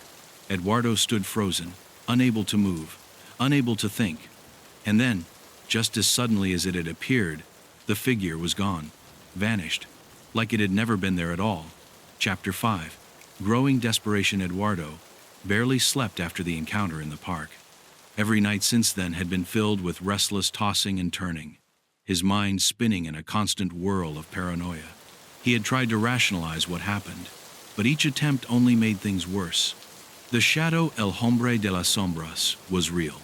That much he was certain of now. But what terrified him most was the realization that it was no longer content to merely watch from the periphery. It was coming for him. It had already marked him. At work, Eduardo's behavior grew erratic. His colleagues had begun to notice, their concerned glances following him as he paced the halls, eyes darting from shadow to shadow, from corner to corner. He couldn't help it. He couldn't stop himself. The fear was too consuming. Every hallway seemed longer than it should be. Every room seemed darker, more oppressive. He was convinced the shadow was closing in, inching toward him with each passing hour, waiting for the moment when he would crack and give in to its grasp. It wasn't just the fear anymore. It was a creeping madness. Eduardo found himself muttering under his breath at times, talking to himself in an attempt to silence the thoughts that screamed in his head. His fingers trembled when he tried to write reports, and even the sound of his own voice felt foreign, as though it came from someone else. He was losing his grip on reality, and deep down, he knew it. He would be the next victim if he didn't act soon. But what could he do? He had no idea how to fight something that existed only in the shadows. How could he confront an entity that was never fully present, never fully seen? One afternoon, after another fruitless day of investigation, Eduardo stumbled across a piece of information that made his blood run cold. It wasn't a direct lead, but something in the case file made a strange connection click in his mind. A witness, someone who had survived an encounter with El Hombre de las Sombras, had given an odd description of the entity, one that Eduardo hadn't fully considered before. According to this witness, the shadow seemed to be tied to a specific location, a place where the darkness was especially thick, almost alive. The witness spoke of an old, abandoned building on the outskirts of the city, a place forgotten by most, except for those who dared to enter it. The building was said to be cursed. People who entered it spoke of feeling watched, feeling hunted, long before they saw anything. Some had claimed to hear whispers. Others said they saw flickers of movement in the corners of their vision. But none of them could remember anything specific about what they had encountered, just a pervasive sense of dread, as if they had stumbled into a place where the shadows were alive. Eduardo knew he had to go there. The thought terrified him, but it was the only lead he had. The idea that the shadow was tied to a location, to a specific place, gave him some semblance of hope. Maybe, just maybe, if he could find it, he could confront it. But as soon as the thought crossed his mind, a wave of nausea hit him. The shadow had already taken root in his mind, twisting his thoughts, bending his will. He could hear it now, whispers in the back of his mind, pulling him toward the abandoned building, like a siren's call. He tried to brush the idea away. He wasn't ready to confront it. But the more he thought about it, the more he felt like he had no choice. He had to face the shadow before it consumed him entirely. The investigation was spiraling out of control, and the terror was bleeding into every part of his life. Even now, as he sat at his desk, he could feel it, the faintest presence, like a shadow just outside the corner of his eye. He couldn't escape it. The building was on the edge of town, a crumbling structure that had once been a factory, now long abandoned. The city had grown around it, but no one dared to approach it anymore. It was a place of forgotten history, filled with nothing but decay. Eduardo had heard rumors about it in passing, but never thought much of them. Now, it was his only hope. The closer he got to it, the more desperate he became. He had no plan, no idea of what he would find, but the thought of avoiding it was unbearable. He had already started losing his mind, and he knew that if he didn't confront the shadow now, it would consume him completely. As Eduardo drove toward the building, the sun began to set, casting the world in long, stretching shadows. The sky was thick with dark clouds, and a gust of wind rattled the trees, sending a shiver down his spine. He could feel it now, that same sensation of being watched. The road seemed longer than usual, the world around him more distorted. He tried to focus on the road, on the path ahead, but every time he looked in the rearview mirror, he saw the shadow of something moving, something following him. He'd turn around quickly, but nothing was there. When he finally reached the building, it stood silent against the fading light, its windows boarded up, and its brickwork crumbling. The air was thick with damp, and a faint smell of decay clung to the place like a living thing. As Eduardo stepped out of his car, his breath fogged in the cold air, and he could feel his heart pounding in his chest. He had to do this. He didn't know why, but he knew he had no other choice. He walked toward the entrance, each step dragging him deeper into the darkness. The building loomed before him, its outline barely visible in the dimming light. He could feel the weight of the place pressing in on him. It was as though the very structure of the building was saturated with fear, as though it had been waiting for him to arrive. The door was slightly ajar, and when he pushed it open, a gust of stale air rushed out, as if the building itself was exhaling after years of silence. As he stepped inside, Eduardo's breath caught in his throat. The darkness seemed to swallow him whole, and he could feel it then, the presence. It was here. He wasn't alone. Chapter 6. The hidden truth. Eduardo's footsteps echoed in the empty building, each step a hollow reminder of how alone he truly was.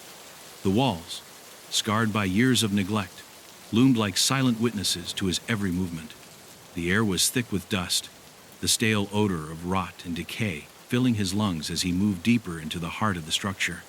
He could hear nothing but the rhythm of his own breathing, shallow and panicked, as if his body already knew the danger he was walking toward. But still, he couldn't stop. He had come too far to turn back now. As he ventured deeper into the building, the darkness seemed to grow thicker, swallowing up what little light remained. The windows were covered in grime, allowing only the faintest trickle of light to creep inside, making the shadows stretch unnaturally long. The farther Eduardo went, the more the silence pressed in on him, the air growing heavier, suffocating. He could feel it now, the presence that had been haunting him for weeks. It was close, too close. His senses were on edge, every muscle in his body screaming at him to run, but he refused to listen. There was no running anymore. Suddenly, a soft noise broke through the silence. A faint scraping sound, like nails against wood. Eduardo froze.